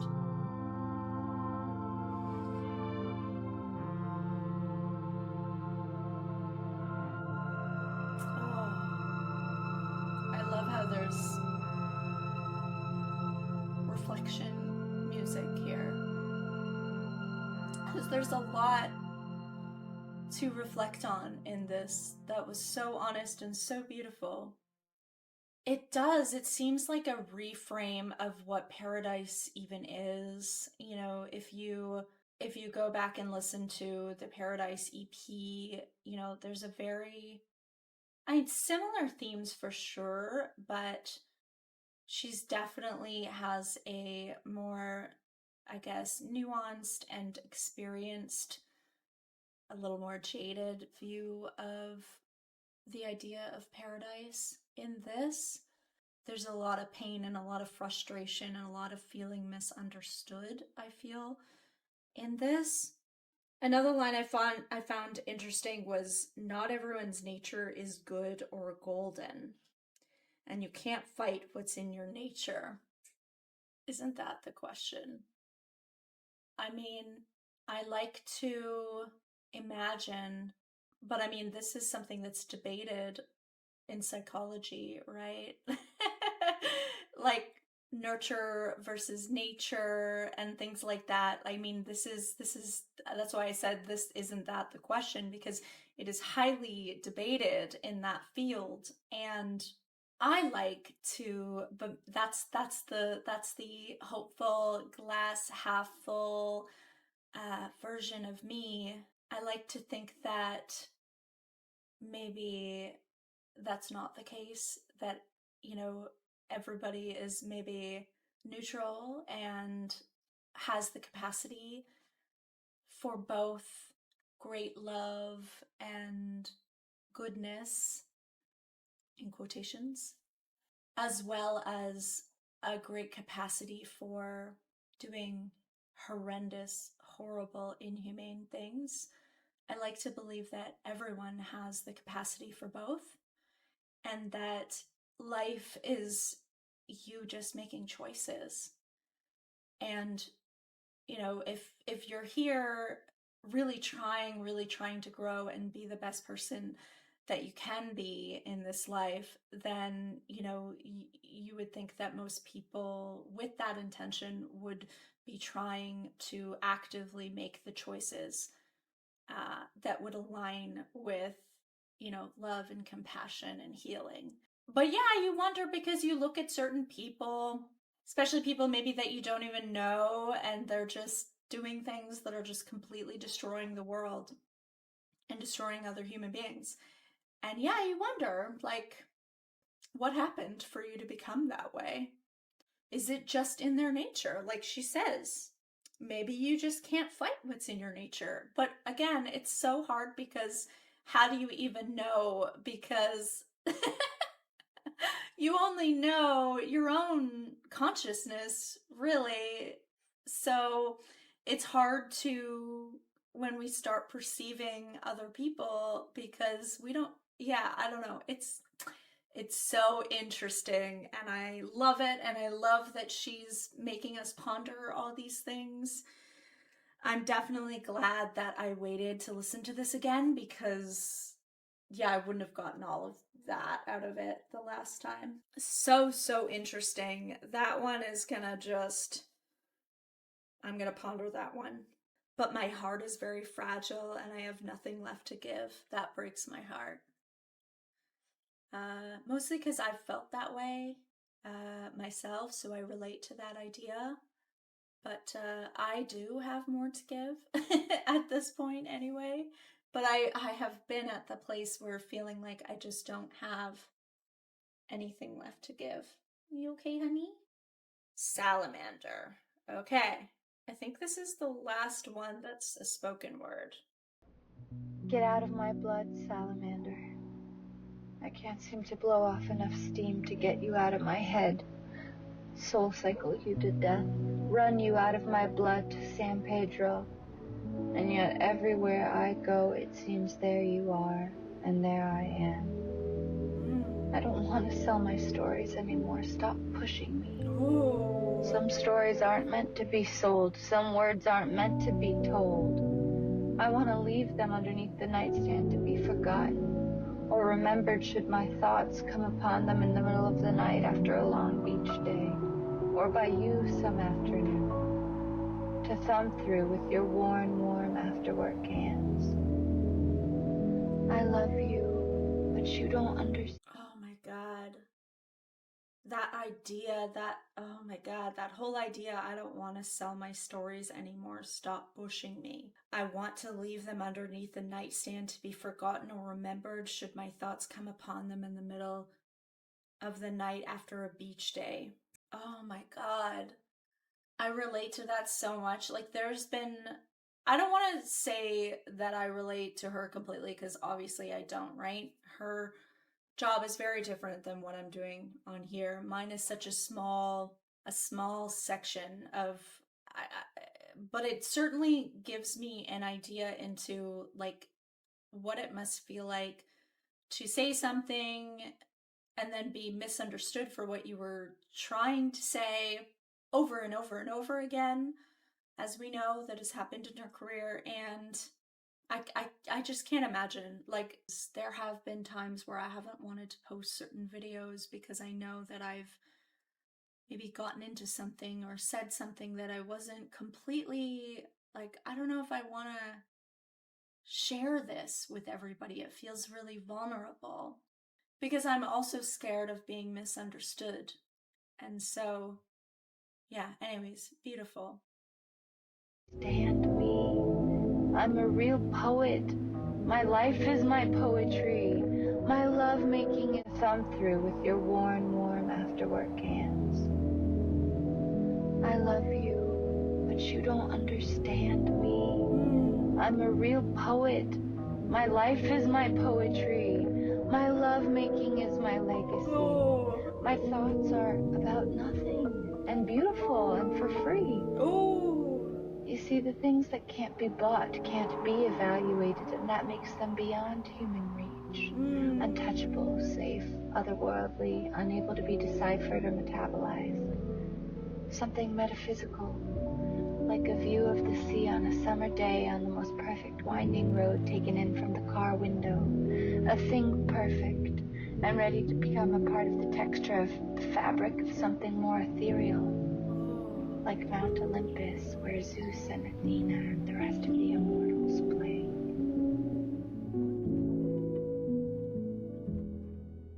Oh, beautiful. Oh my God. There's so much in that.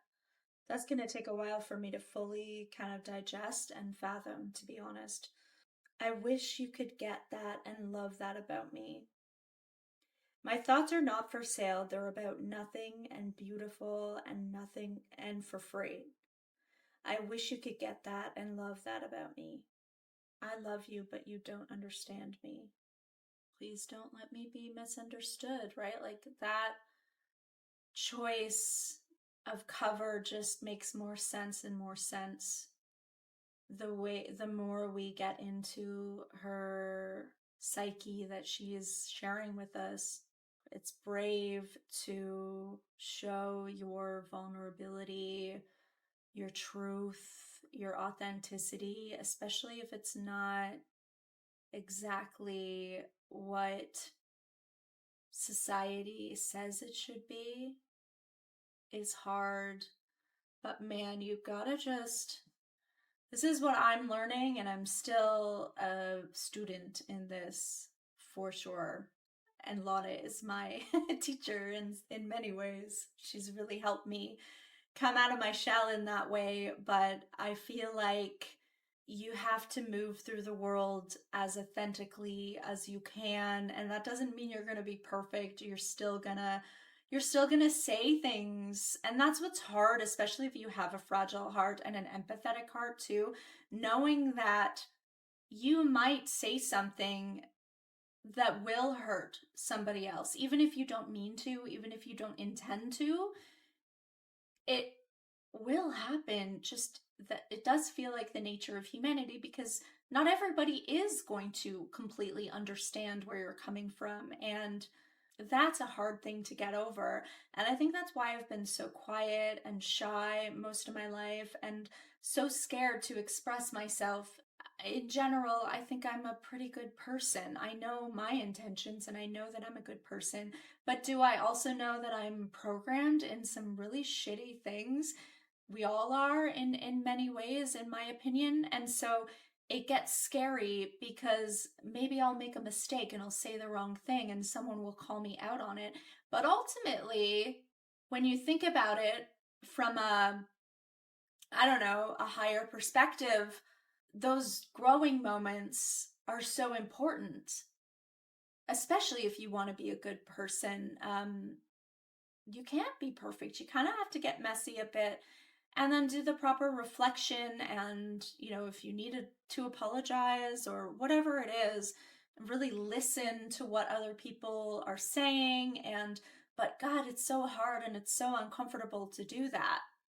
And so it's easier to not be authentic and to just be who everybody wants you to be, the idea of them that they have.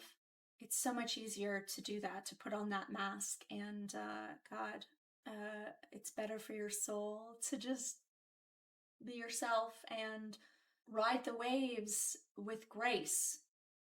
Like I said, you're going to make mistakes. You're going to say the wrong thing, especially, if you're in public.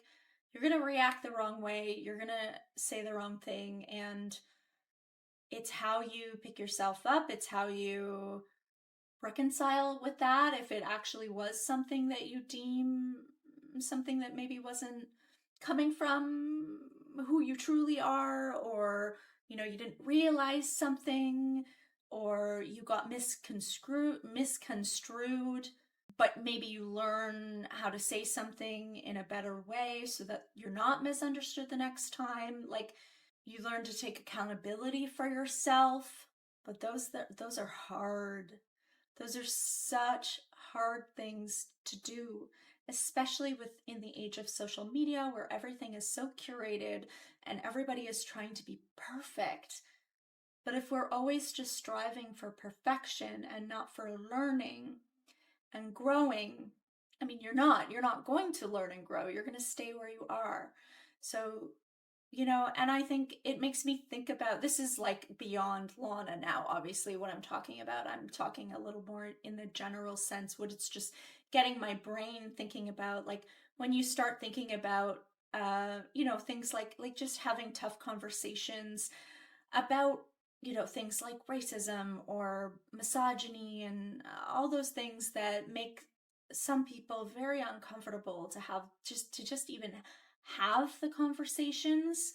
I mean, the world's never going to change if we're so afraid of just even having a conversation, if we're so afraid of just even being wrong, having a conversation, listening to someone else's point of view, and then being like, oh, I think I might have been wrong about this. And this goes from all sides. If we're so afraid of being wrong or being called out, or we're never going to change in a positive way. It's interesting. It's got me thinking all those things. Change is a powerful thing, but it's scary. Oh God, it's so scary for all those reasons. And especially if you have a fragile heart, as she said, I really relate to that. And what beautiful words to get us really, really thinking about stuff. Gorgeous. Is that from that? Yeah.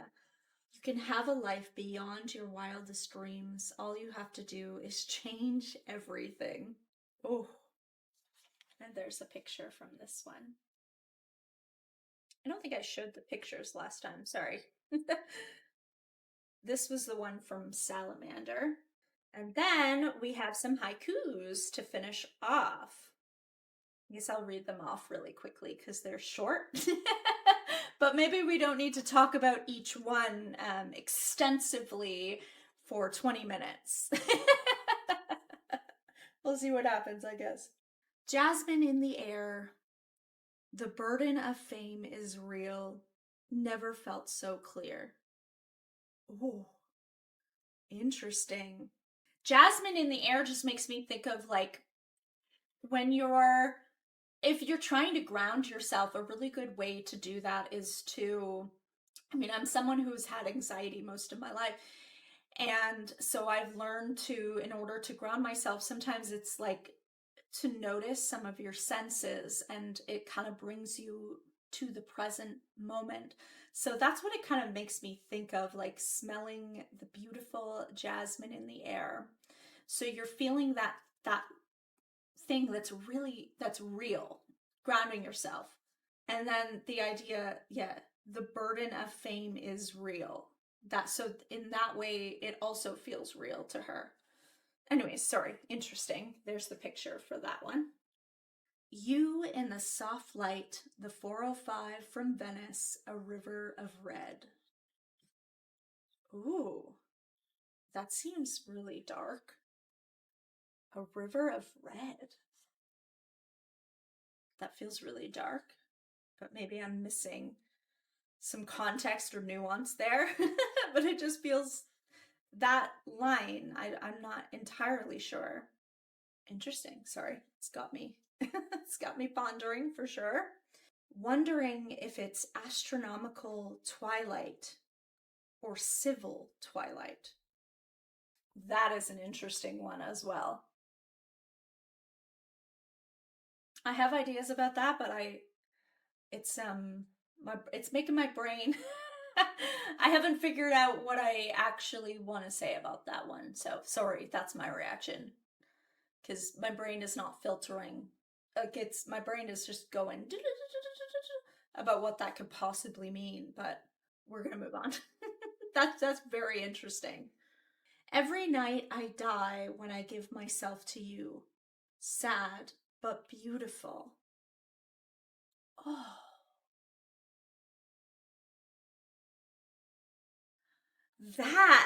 That's my favorite one so far. That's so romantic in some ways, but also, yeah, I can see it. Sad but beautiful. I give myself to you. Every night I die. Like, it's like she's becoming a different person maybe every time with these experiences with this person. So in some ways it's sad, but it's also beautiful. The nostalgia of it, I guess. I don't know. Sorry, that one is really interesting too. Okay. Poets, like comics, are inherently quite sad, better off alone. Oh. That one hits way too close to home, so we're not going to even get into that one. I don't want to cry today. I don't want to. I'll do it if I have to. You know I'm open-hearted, but I don't think we need to say much more about that one. Okay. I stepped on a bird, cried in my new boyfriend's arms. To live is to kill.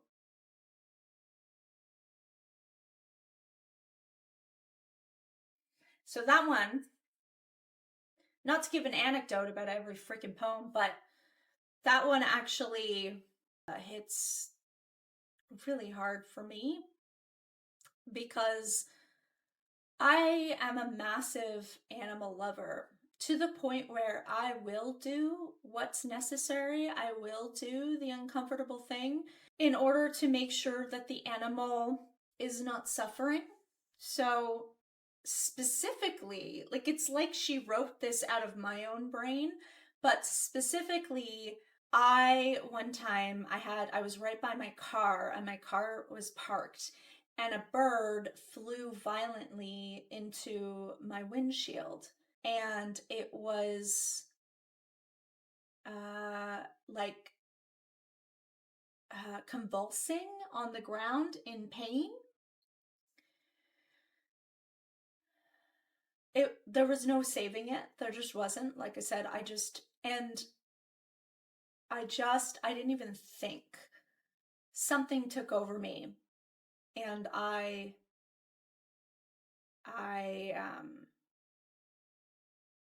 crushed it with my foot.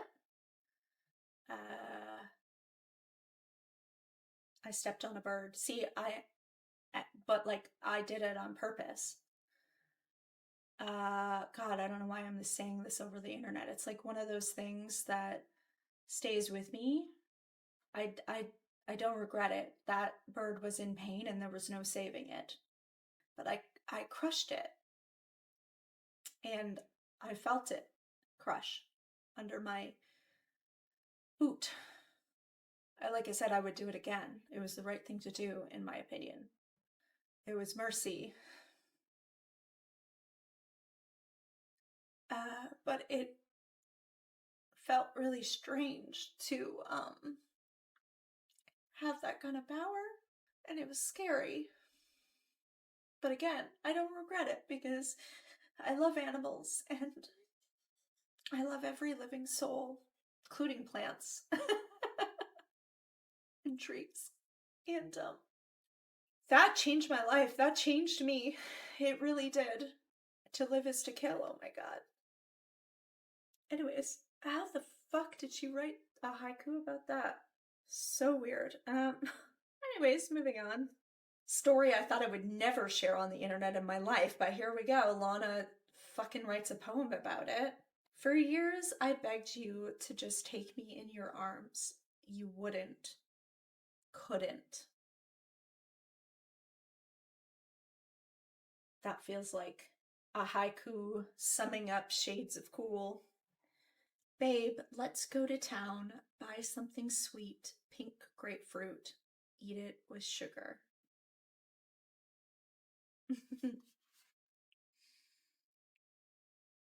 So cute. I love that one. Again, creating these little moments, these little beautiful moments that seem mundane that are so beautiful. This one calls to my soul. No big decisions. To the lake or to the sea? My only question. Exactly. I get you. I get you, Lana. Always. Water.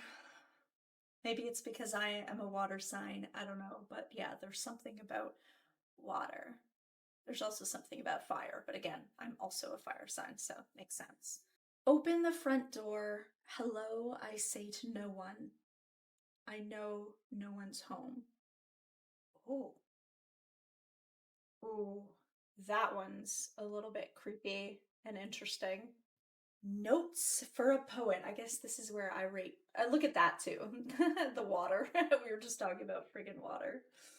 I just realized I don't even know if that is water. That's like almost abstract, but it looks like waves, right? I think it's water. And then we have these little pages that I haven't obviously filled out yet, but very interesting drawings in here. I'm not sure what I'll write in here. I've already got my own poetry book, but that I've started with flamingos, with pink flamingos on it. That's a cool one.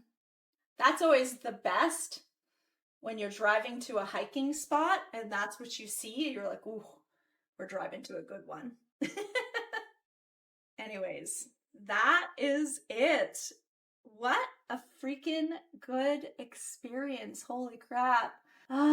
This whole reaction has been like over 4 hours now that I've realized it. It really brought up a lot. Yeah, it's hard to even, I can't even, all of them were definitely great and worthwhile. I'm trying to think of what the standouts from like just a first reading were. LA, Who Am I to Love You? Loved that one for sure. Oh my god. And obviously the title one, Violet Bent Backwards Over the Grass. Loved that. SportCruiser, obviously that one really affected me emotionally. I'm gonna have to go back for sure, obviously. Bare Feet on Linoleum, I loved as well. Again, there wasn't one that I didn't like. Those are just the ones that are coming up after, however long it's been since I've read all of them. Those are the ones that are coming to mind as the standouts that really affected me personally. Anyways, I would love to hear your thoughts, what your favorite ones were. Anyways, my mind is blown, so we're gonna wrap it up here. And chemtrails next. So excited. Bye, guys. Have a wonderful rest of your week and day. I will see you later.